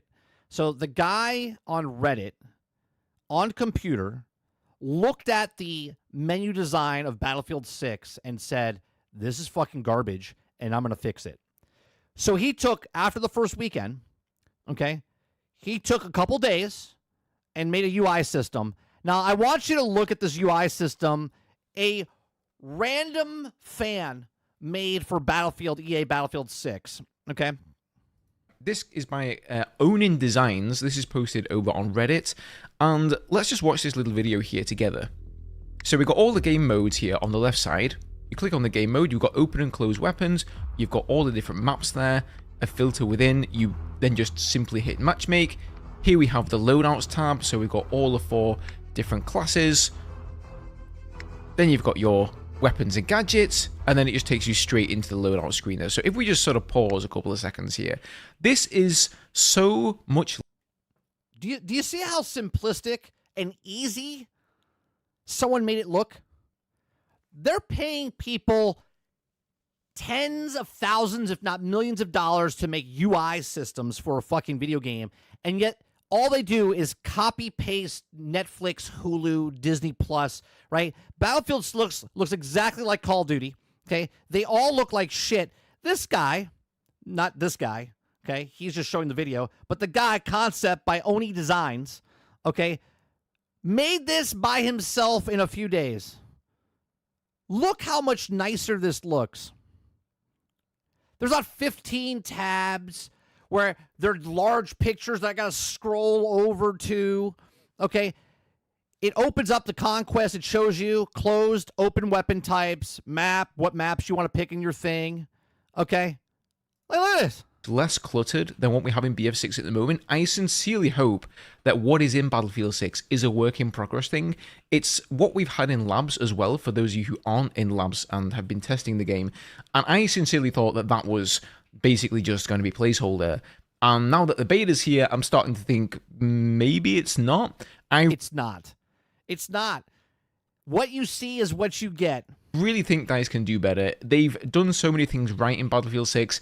It would be a bit of a letdown if they didn't improve. Everyone's giving an applause for DICE. 4 studios, 4 years. Let me repeat that for the people in the back of the room. 4 studios, 4 years to get it back to what it was 15 years ago. Improve on that, I think. I would say as well, I would like to see the icons change here for the 4 classes. They're a bit abstract. They're a bit arty-farty. Like, I don't see why they had to reinvent the wheel here. I know I've mentioned this before, so I won't bang on about it, but yeah, I think most of you guys will agree with me there. And then also... Look at this screen. This is fantastic. Look how simplistic it is to click on the guy. So the loadout screen here, like where your gadgets are placed, how you get into the loadout or the gunsmith for the weapon as well, I think needs some work. I know you can. And if you're on PC, you have a much easier thing. You just take the cursor and go. If you're on console, you gotta you gotta hit like 25 fucking buttons. And just right click on it, but like there's too many clicks. There are too many clicks to get to where you need to go. Now, something else that has sneakily been changed by DICE, and I don't know if anybody... He says something here that I said in the very beginning. And those of you that watch me religiously, you'll remember me saying it, okay? I don't know if this is the part, but he talks about the open class system and the closed class system, okay? Now, listen to what he has to say. Noticed this yesterday, but there was one playlist in the beta for closed weapons, and it was called Closed Weapons All-Out Warfare. If you guys remember what I said... Before even the beta came out, they were talking about closed beta or closed weapons, open weapons. And I said, this is not a debate, okay? We want closed weapons. They want open weapons. They're making it look like they're listening to us to get closed weapons and whatnot, but they really don't want closed weapons, okay? They want open weapons, okay? This is just more evidence of this. But you may not have seen it, because guess where it was? It was literally off the screen. You had to scroll with an arrow to the right of the screen in this terrible UI, by the way, in order to see the Closed Weapons All-Out Warfare playlist, and it was even behind like the search functionality in the matchmaker, so that they literally put it at the end so it was as unfindable as possible. It was off the screen. Off the screen. Now, they have made a change. Everybody kicked up a massive fuss about this. It was all over Reddit, all over X. People were just saying, like, you know, what the F, DICE, are you even doing here? And this is coming from Battlefield. Okay, so look at this screen, right? Conquest, Squad Deathmatch, All-Out Warfare, Closed Weapon, All-Out Warfare, okay? This button was off the screen. Off the screen. The bullet in, you'll see now if you log in that it is actually in the 4th position. So they've just snuck it in there, you know, just about. It just managed to get its way onto the home screen, but it's not here in the pole position. It's not in the 1st position. And in my opinion, I think rather than DICE sort of trying to shove it off to the side and say, it's almost like they're saying, you know, we're listening to you, community, you want closed weapons, but really they're trying to do as little as they can. That's exactly right. See, I understand the way these companies think. I understand the way the business model works. I understand, this is why I say things out loud, okay, way before other people say it, because this is how they think. They're like, they really want closed weapons. And the boardroom says, well, how do we make it seem like we're listening and that we want to give them open, closed weapons? Why don't we do a open weapon, closed weapon thing? Why don't we do that? And they go, oh, yeah. And we'll just say in the beta that it was overwhelmingly 2-1 that people like closed or open weapons instead of closed weapons, right? Even though the Battlefield fans want closed weapons, right? They want closed weapons. If you open the weapons, the classes crumble. If you have open weapons, there's no reason to have classes.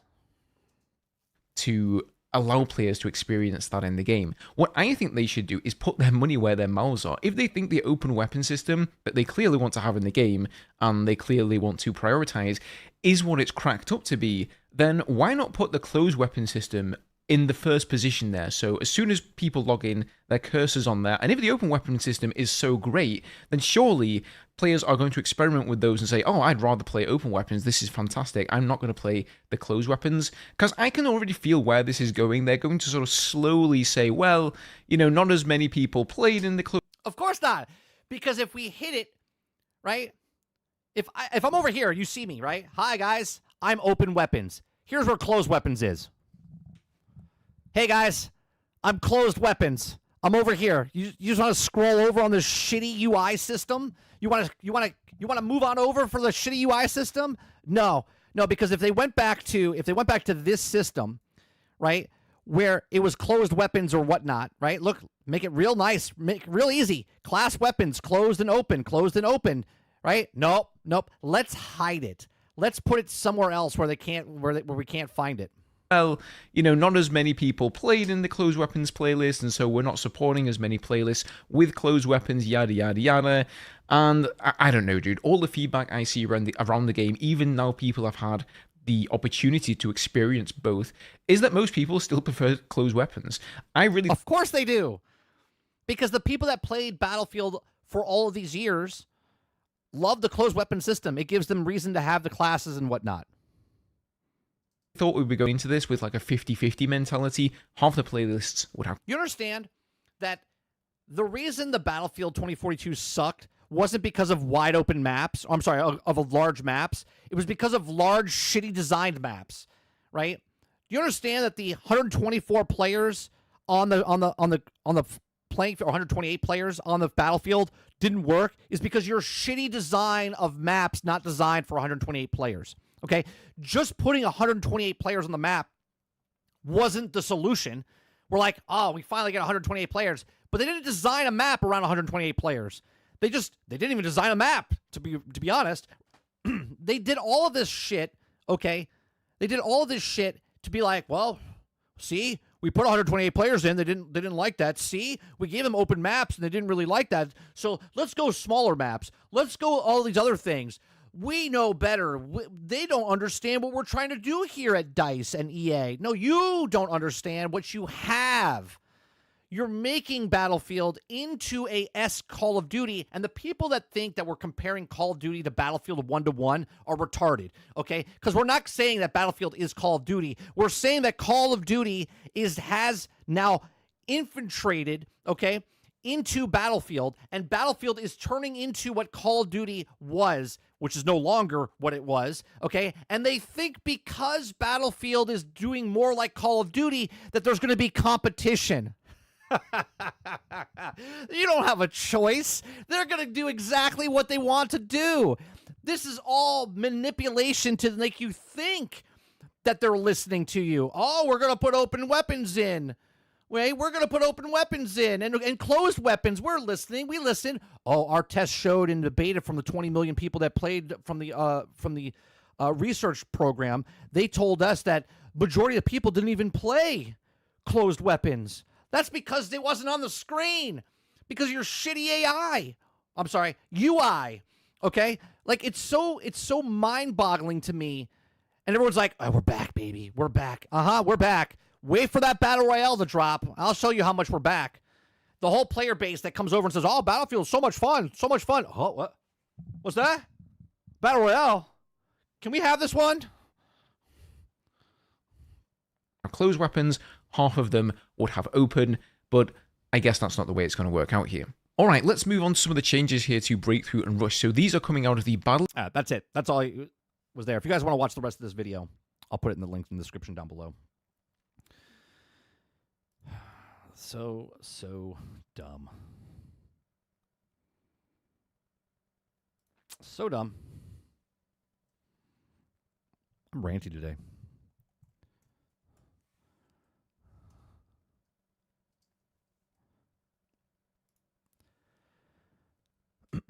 Dark Taco says closed weapon system is the only way they can also balance the game. Honestly, if you're going to be open weapons, I'm literally just going to get Black Ops 7. Who cares?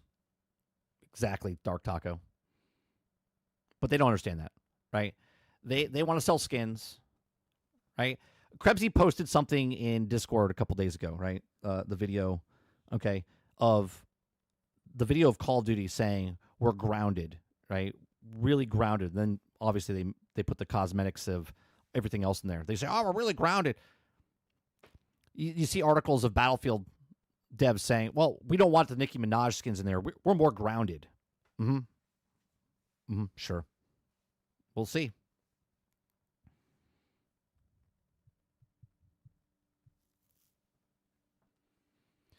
Krebsy says the reason to have the classes is the restriction of gadgets. Imagine if you could run an RPG and resupply bag. It would be OP. Yes.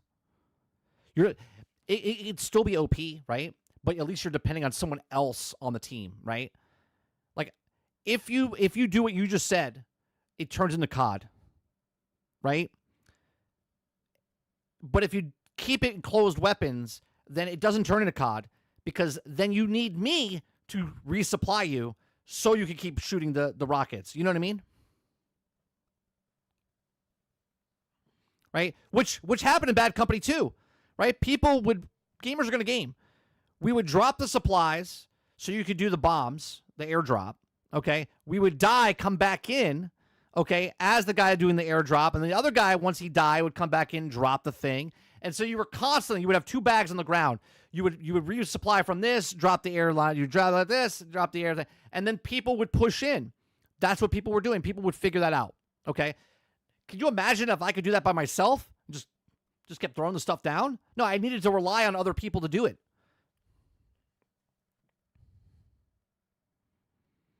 Dark Taco says sniper and engineer class is the strongest combo in the game. We all know this. Well, support is the best character in the game. Yeah, the OP would be that. But the support is the only person in the game that everyone should play. Right? Oh, let me bring this up real fast. This is Mr. Luke sent me this today. This made me laugh. Let me bring this up real fast. This is pretty funny, right? This is the experience that you'll have in Battlefield if you come in. Yeah, Mr. Luke had a video. Is this one? Yeah.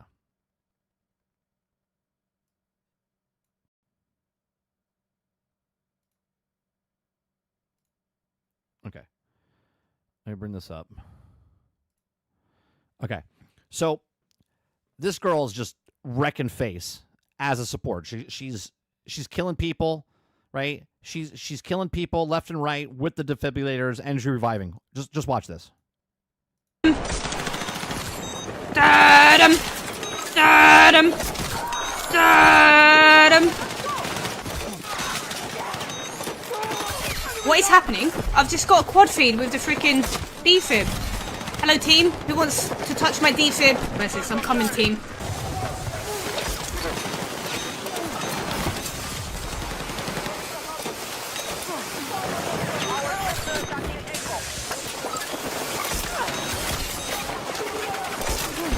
I'm coming! Haha. Oh my god, W medic in chat. I've even got a debrief. Mum, come here, boy!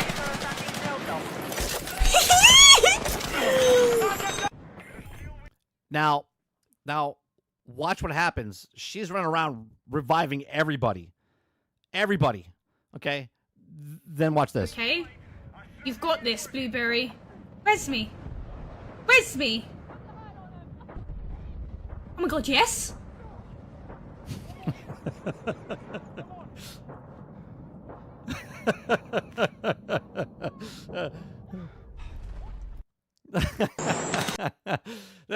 That's it. That's Battlefield in a nutshell right now. You never get she's revived. She revived 100 people. She's like, killing people, reviving people. Okay, she's doing her job as a medic, and then someone comes over and says, "Hey, right there, you're right there." I had people on top of me that just don't revive, completely useless. Just imagine those people in real life.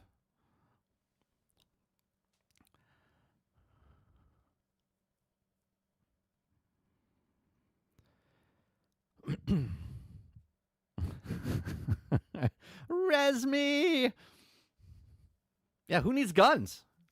You know that's the first thing that people are going to do in Portal. Everyone's going to run around with paddles, and the whole match is just everyone running around with paddles. It'll make great clips for internet. That is what Battlefield is now.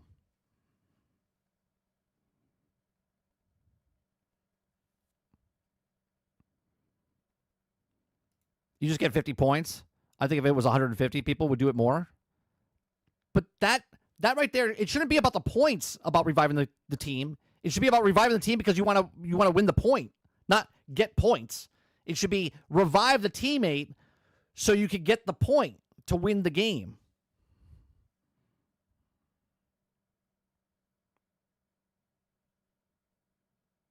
Eclipse says, "Hey, he res people at least." I mean, that is true. That is true. Robert Jones says, if the weapon system is open, carbines wouldn't exist. Or couldn't exist. Krebsy says, sniper engineer is OP. What are you going to do to blow a tank up with the sniper? People that don't revive, and they are also closed will also backstab you in IRL. Yeah, you can't trust those people. Be like, hey, Ted, what class you play in Battlefield? I play medic. Do you revive people? I don't have time for that. Did you hear? I don't know the guy's name. Top streamer, one of the top streamer guys in Call of Duty. He said a comment of, if I'm a medic and I see you on the ground and there's a tank there, I'm not coming for you. Sorry, bro, I'm going the other direction. Like, he's like, that's not clippable. Like, what the fuck? Then why are you playing the game, bro? Go just stay in Call of Duty. Just stay in Call of Duty. Luke says, Battlefield is PTFO. That's the game.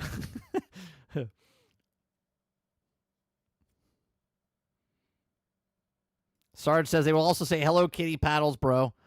Oh, the Hello Kitty paddles. You're like, yeah, that'll be good. Yeah.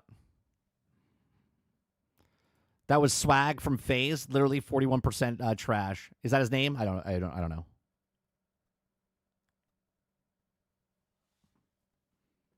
Yeah, why be a medic? Yeah, what's the point? What's the point? If you're not going to revive people, then why are you a fucking medic? It's so they can revive themselves. It's so they can heal themselves.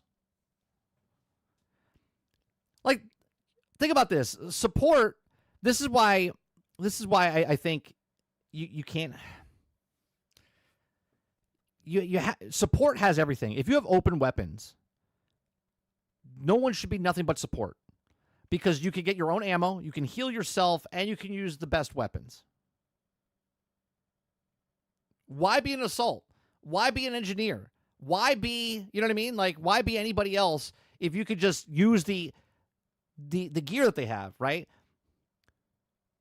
Like, oh, I'm a rocket launcher, I just heal. I just give myself more ammo. Oh, I'll just be engineer for anti-tank. Yeah, but if I can, what I'm saying is, if open weapons, right? Don't they have you have C4 is recon, right?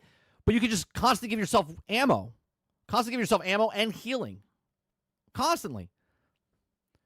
But now I could be a sniper. I can sit back in the back, right? Put the heel down, reload myself, and just keep shooting.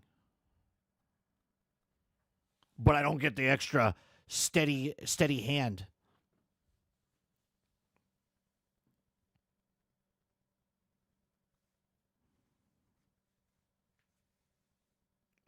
But we'll see what happens there, I guess, huh? Let's see. I have one more thing. Oh, wait, it's the Valve thing. This is like a rumor, right? This is a rumor. This is the console. All right, this is the console. If you guys like what I do, we do this Monday through Thursday from 10 o'clock in the morning until noon Eastern. Talk about stories, news stories, have conversations. If you like it, hit that like button, hit that subscribe button. If you'd like to go above and beyond that, become a member as little as $5. Okay. Valve Fremont Steam console appears on Geekbench. Okay. The Valve Fremont, which is a long-rumored console running Steam OS, has appeared on popular benchmark platform Geekbench. The appearance comes as a rumor of Valve return to the Steam console continued to swirl.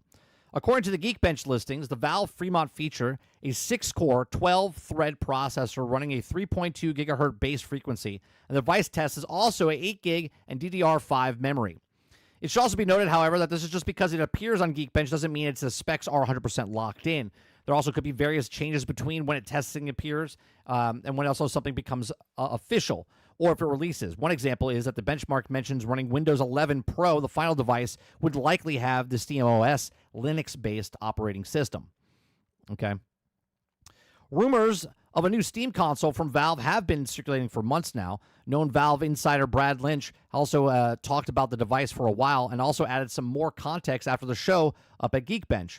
According to Lynch, Valve Fremont is a TV-focused PC box / console running SteamOS that also has dedicated HDMI port and adds to the semi-custom CPU based on a Hawk Point 2, which is also integrated in GPU removed. Lastly speaking, the GPU is also dedicated AMD RX 7600 that will also fit in a custom Valve case. And when it launches, the Valve Fremont is expected, according to Lynch, to release alongside the new Ibex controller, a DeckGuard VR headset, and Roy controllers. Valve has yet to confirm the existence of Fremont's console, but if official benchmarks appear online, it could be the only matter of time before things become official. Okay? So I don't know if they're doing a bundle, but if they do the console, the controller, and a VR headset for the same price of what PlayStation's charging right now for $700, this will fly off the fucking shelves. You understand what I'm saying? If they have a controller, the console, and a VR headset for less than what you can pay for an Xbox, a PlayStation, or a Switch 2, if it's like $550, $600 for like a bundle, okay? Now I understand that, Water, but what I'm saying is if they do something like that, it would destroy them, okay? But obviously the market's the market, and they're like, well, wait a minute. They're charging $700.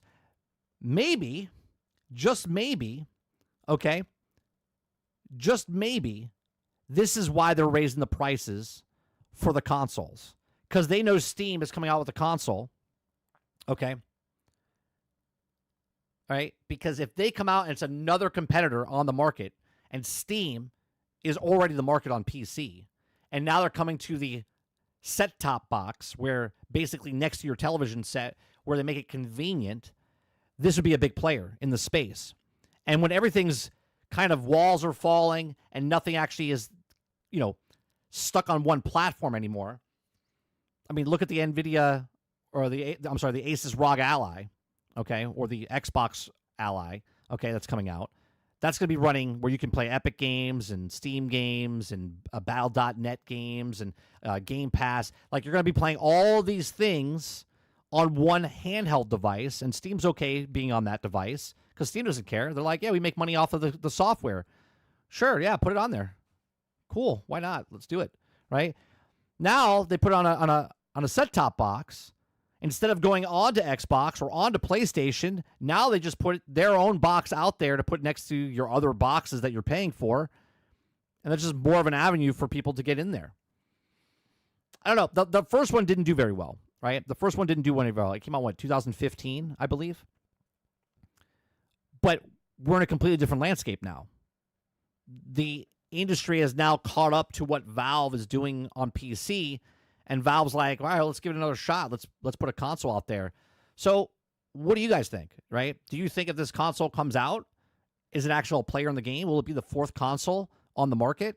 And will it compete with the PlayStations and the Xboxes and the Switches? Or will it just be another niche market in there? Just, a couple million people buying it. Let me know in the comment section. Let me know in the live chat. Please make sure you share, like, subscribe if you like what I do here. Check out some of our other videos. Thanks for watching. It's just weird to me that they're making a headset, a set-top box, and also a, controller. Controller comes with the thing. Or you can use any controller probably, right?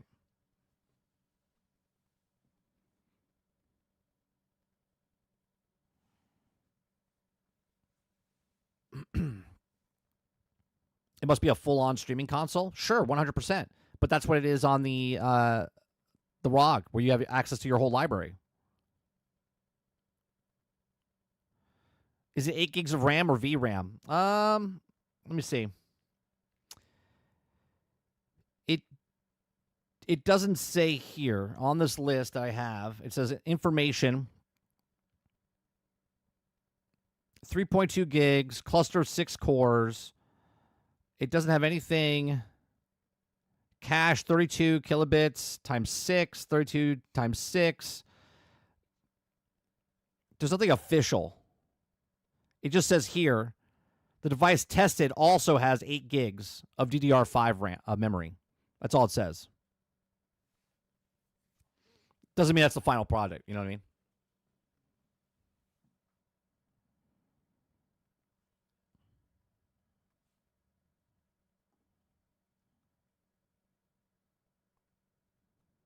Robert Jones says niche VR headset. That's what I'm saying. If they bundle it with the console, Jones, you see what I'm saying? A lot of people don't buy buy a separate headset just because they don't want it. But if they force people to buy it because it comes with the console and it's cheaper than the consoles out right now by standalone consoles, that would be huge. If they can make a console that's $300 and a headset that's $300 and they buy them together and they charge $550 to $600 for it, that would be game changing for a lot of people. Especially when Xbox is charging $750, $800, and then PlayStation is now charging $750, $900, whatever it is.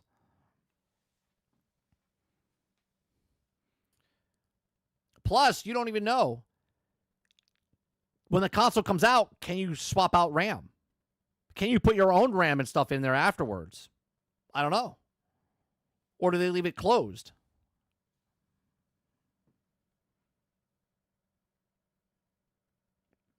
Yeah, but you're not saying anything that we don't already know. Of course, they're going to sell bundles. We've talked it on length's end about Netflix and Sony.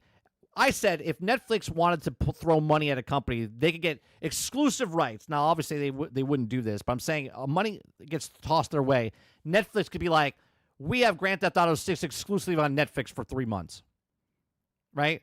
You damn well right, but people would pay for the subscription model for Netflix because they want to play Grand Theft Auto 6, right? Obviously, that's not going to happen. Sony has the marketing rights usually for Grand Theft Auto games, okay? Grand Theft Auto's been bundled with PlayStation before. So, yes, that will sell. Hence why PlayStation is selling higher up because they know Grand Theft Auto's coming out, and Xbox is raising prices, PlayStation's raising prices. They know people will buy the systems. There's still 67 million people that haven't moved from PlayStation 4 to PlayStation 5. Why are they going to come over? Grand Theft Auto would be that game, but at the same time, there's not many other things why people would pay $700, $800 for a system.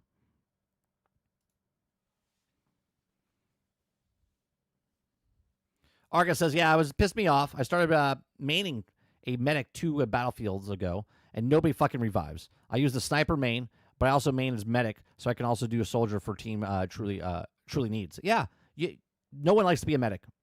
I will sacrifice my own body to try to revive 3 guys out there. You know what I mean? If it's a 1-for-1, it all depends on who the person is.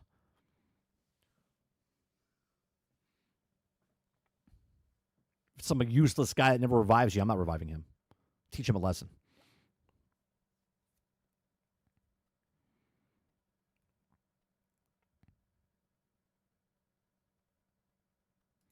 I wish a current console would let us modify and upgrade parts. It pisses me off that you don't. Maybe the Steam one it would be. Who knows? Aku says, "30. Do you like warranty? No, replacing things, even though it's illegal to do that. I mean, if you know how to do it, I don't care if people do it. Why would I care? I don't get the warranty anyway. I never get the warranty." Dark Taco says, "I could see Steam dropping this for 500. Can you imagine? They just undercut. They watch all the people over PlayStation and Xbox fighting over $750, $800 systems. They come out with a $500 system. They're like, here you go. Because they can.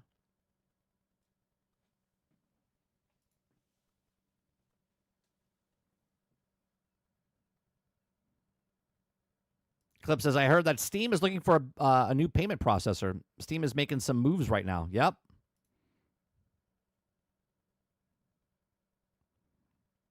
Check general. Let me see. Okay, hold on.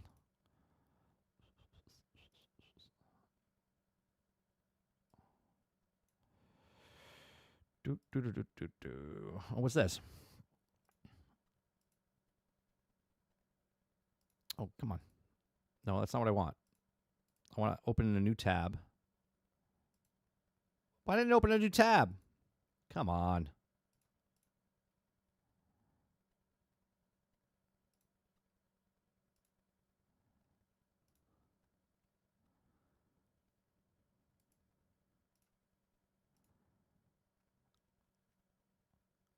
There we go.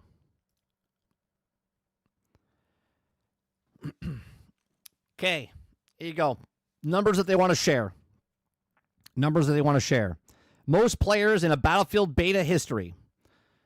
420,127,450 total matches played. 92,351,578 hours of gameplay. Enemies killed, 4.9 billion.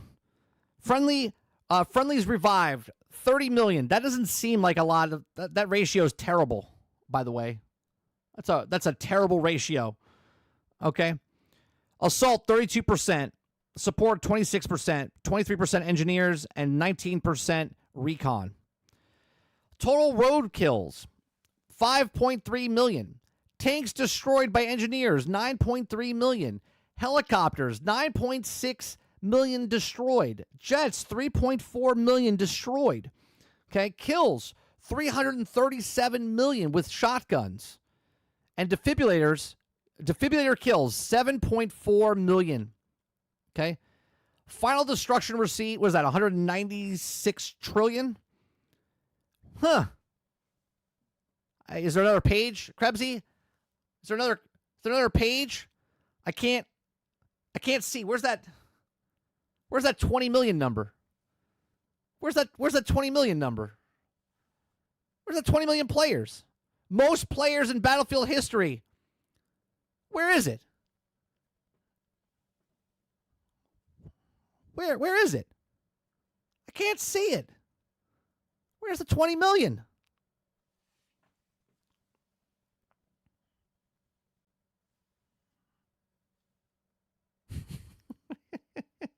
Thanks, Krebsy.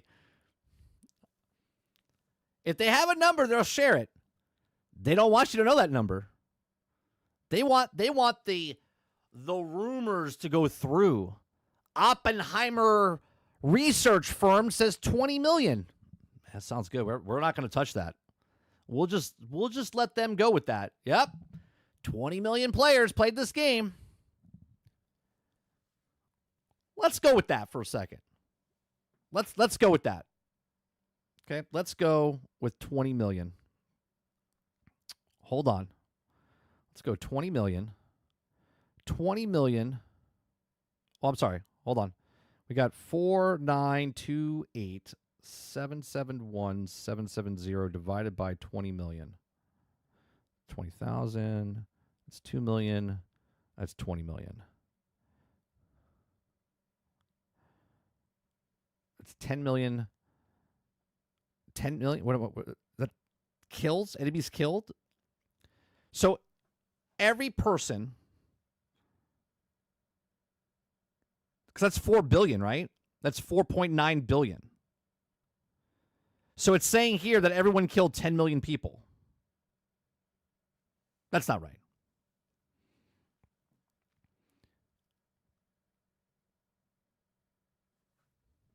Hold on. Did I put the wrong number in? 4928 771 770. Okay.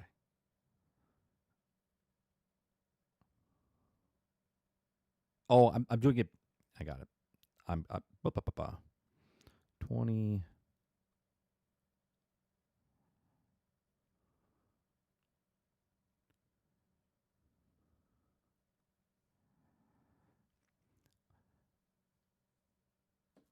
Yeah, that's crazy.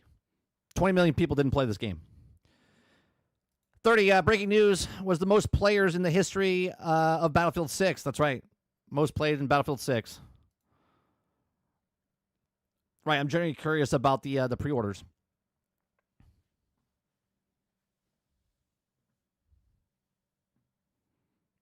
Yeah, well, yeah, it was alleged by them, but that's why they're not saying anything.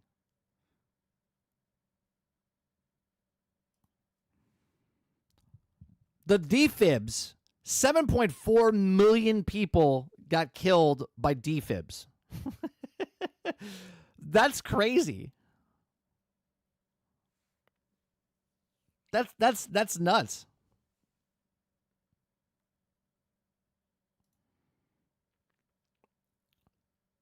Oh, see, someone did it, right?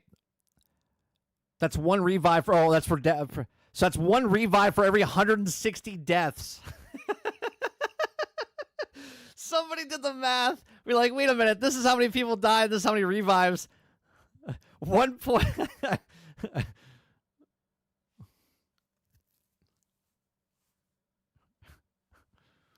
4.9 billion soldiers killed in action for only 30 million revives. We got to get those revive numbers up.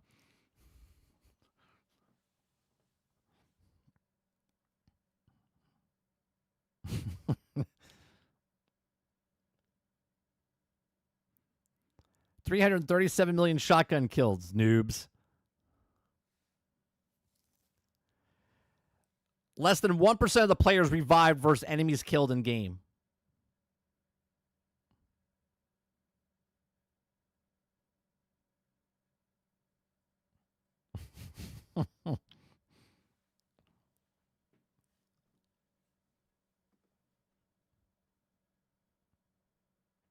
I did like 30 of those. I had crazy amount. Like, that's crazy to me. Because in one match I had 57 revives in one of my matches. I had 57 revives in one match. Right? I went on a streak like what's her name did in that clip.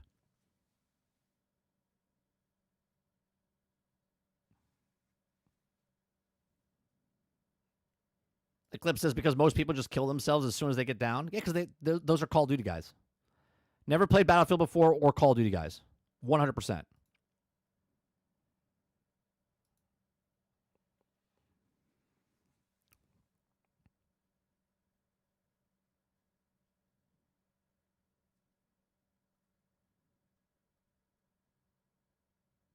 Oh, here's an open debate debrief. Hold on, what's that? Let's see. Here's a statement from them.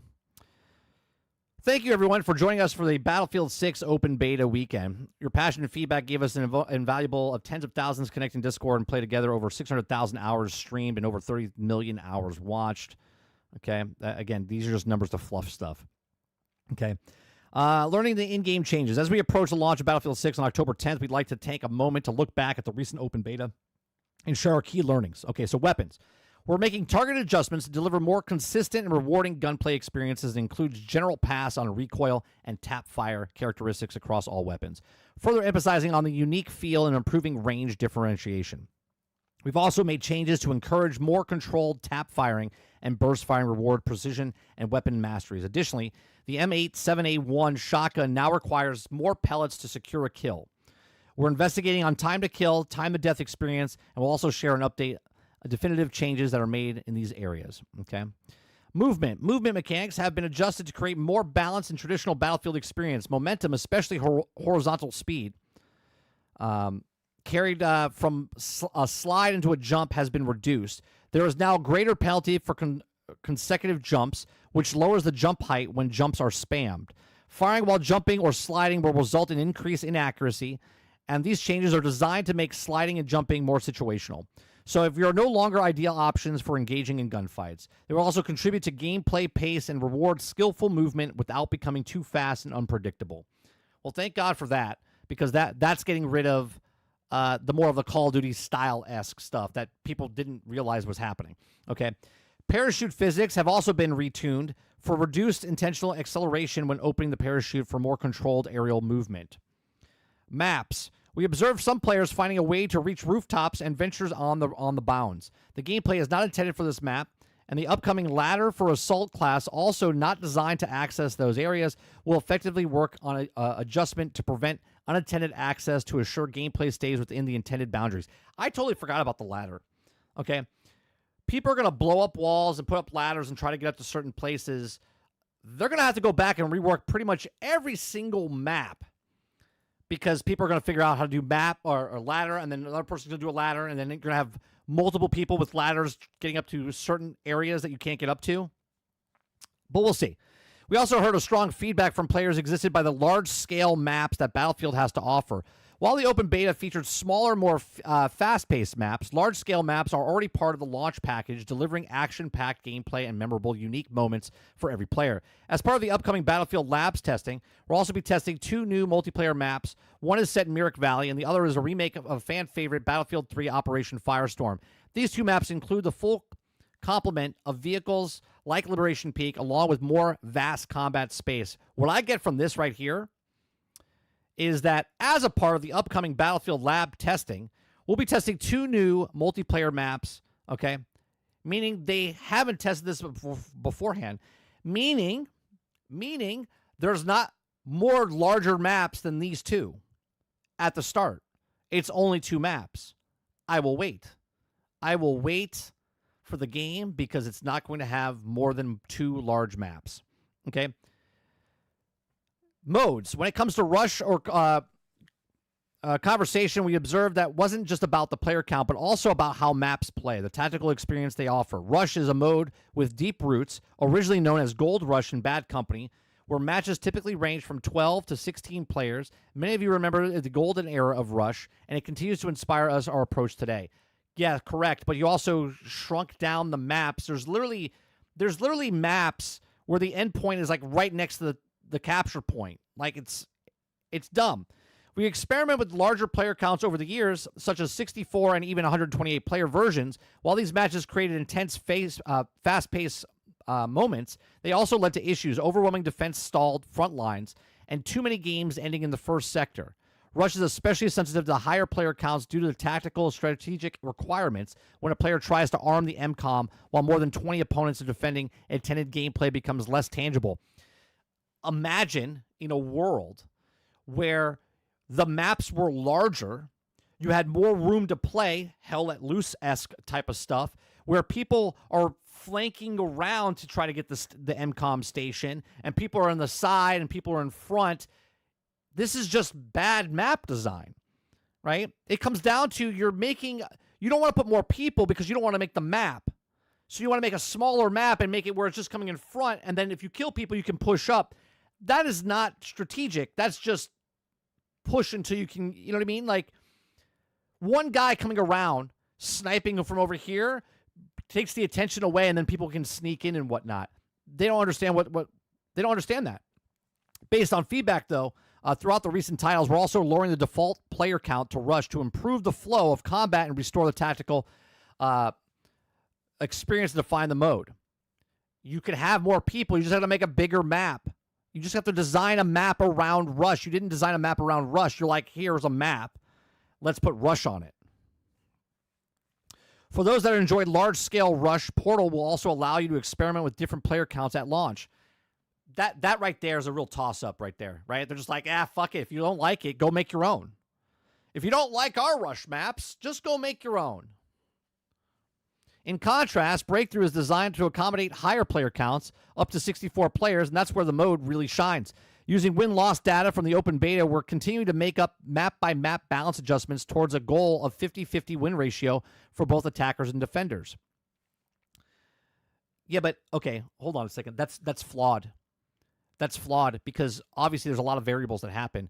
But if I'm on Liberation Peak and I'm on a good team and we push from the west side and we crush the other team, okay, and then all of a sudden we play the same map again, and now I'm on the other side and we crush the other team over there, yeah, that's 50-50. But it's the same team. It's the same overpowered team going to the people that don't know what to play over here. So that 50-50 ratio of attack and defenders is kind of stupid. Okay? It's kind of stupid. The approach of player count. There was some confusion around the number of players in different games, so we wanted to make a amount of clarify the current direction for how we get determined. Rather than locking maps and the modes to a fixed player count, our philosophy is to adapt to the best fit intended experience. This may vary by map or evolve over time with player feedback.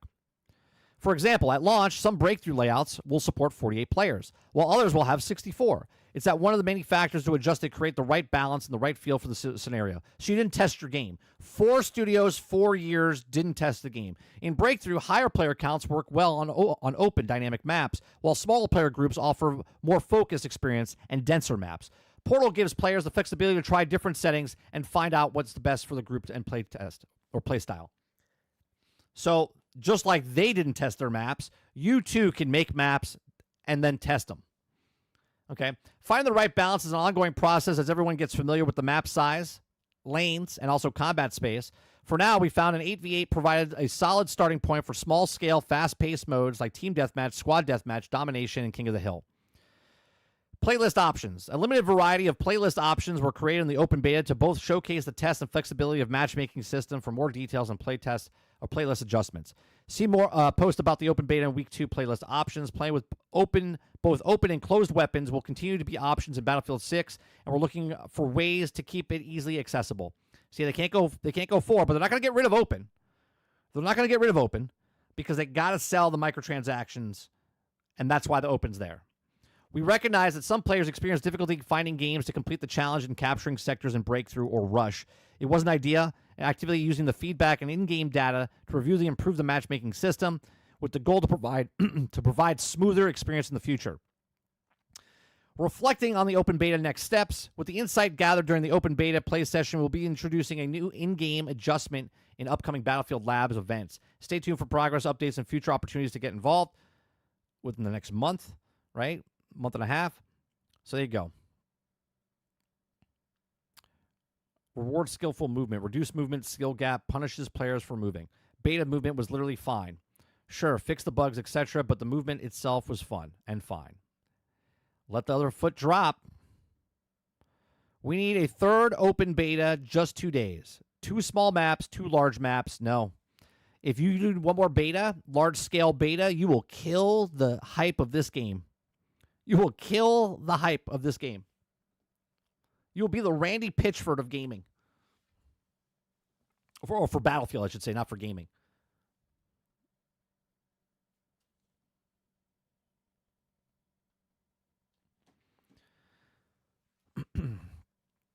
Robert Jones says $70 for our game. We don't have what you want. Make it yourself.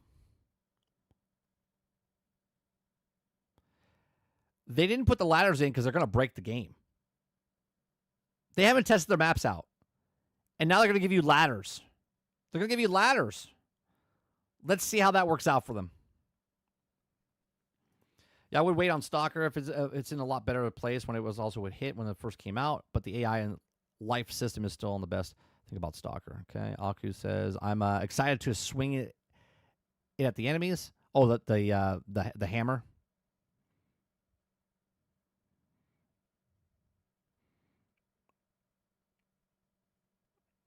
They can't put in large now. It would kill the momentum. 100%. 100%. But you know what? Go ahead and do it. Go ahead and do it. Let's see what happens.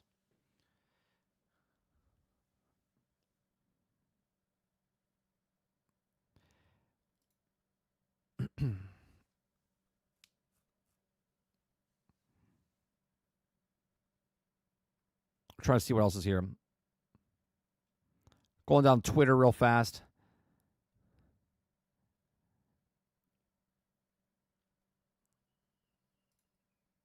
Are they showing anything else at Gamescom before I take off here?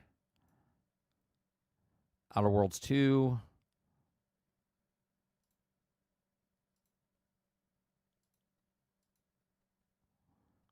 No. Bethesda mainstream Gamescom 2025. Let's see. Friday, Elder Scrolls Online. Gameplay with Saints Crow, okay. Booth tour, Doom of the Dark Ages, Indiana Jones, cosplay talk with, Elder Scrolls Online interview, Saturday, Indiana Jones, build a community, Fallout, Elder Scrolls, Mega Blocks building, cosplay, nothing here for Starfield. Nothing at Gamescom about Starfield. Interesting. So, Starfield gets what? Pushed back to Game Awards? And then they come out next year for PlayStation and Switch and all the other ones?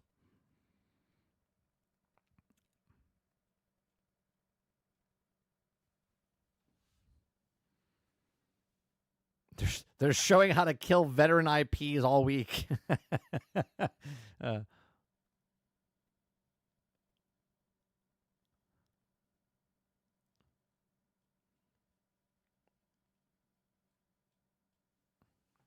Splitgate fans rejoice. Do they?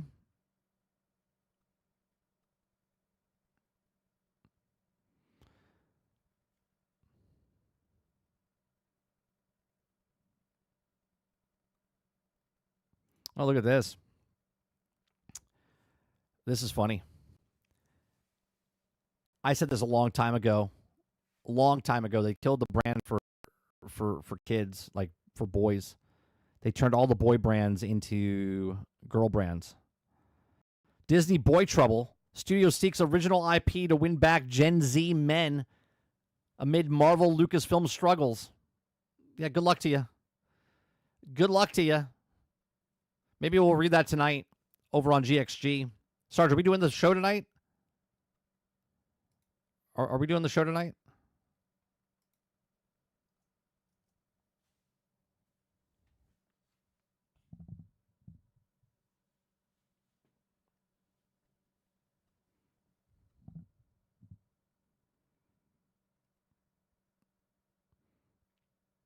If we are going to do the show tonight, there'll be a GXG show tonight, 8 p.m. Eastern, over right here on 30 NSG.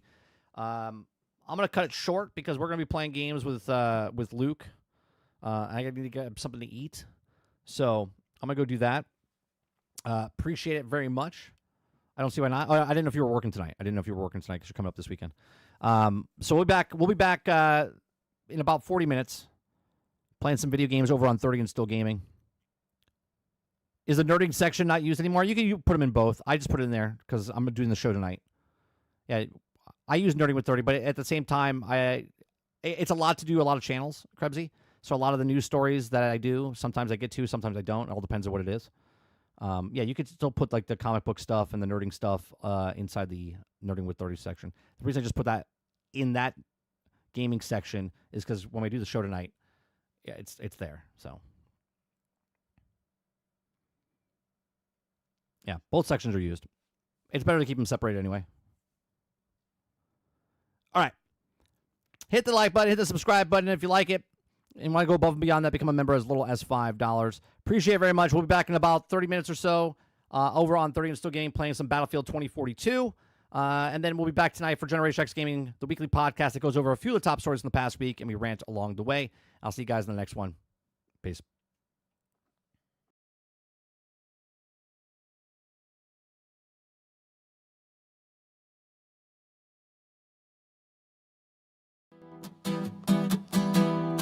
Well, I booted up south of midnight, feeling fine. Got my spells, my sass, I'm ready to shine. Then boom, big beast, 20 arms, breathing fire. I died so much, my controller retired. I tried to roll, parry, and dash.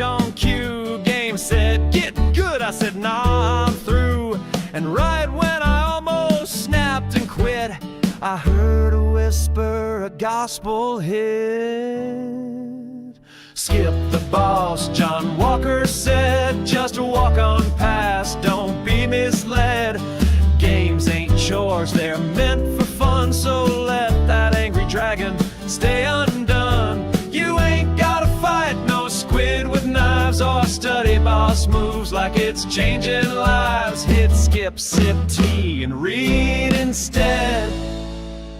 Just skip the boss, like John Walker said. Now Souls-likes, they worship pain and strife, where every boss wants to end your life.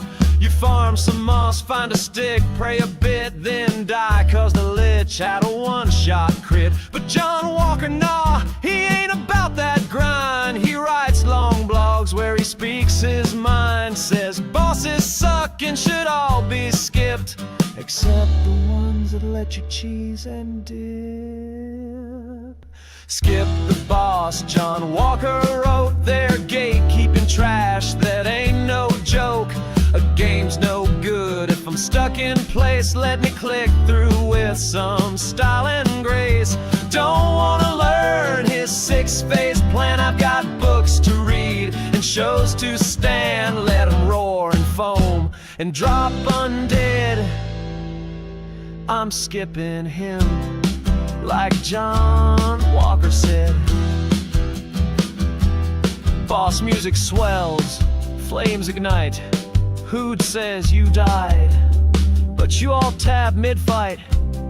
You went on Steam, left a review, unplayable. There's a boss 0 out of 10. Respect. Skip the boss, we chanted song with John Walker. We all belong. To heck with trials and death-filled zones. Let's play games from comfy thrones. No to walls, no to stress. Yes to stories and cozy quests. Why fight God when you could bake instead? Just skip the boss, like John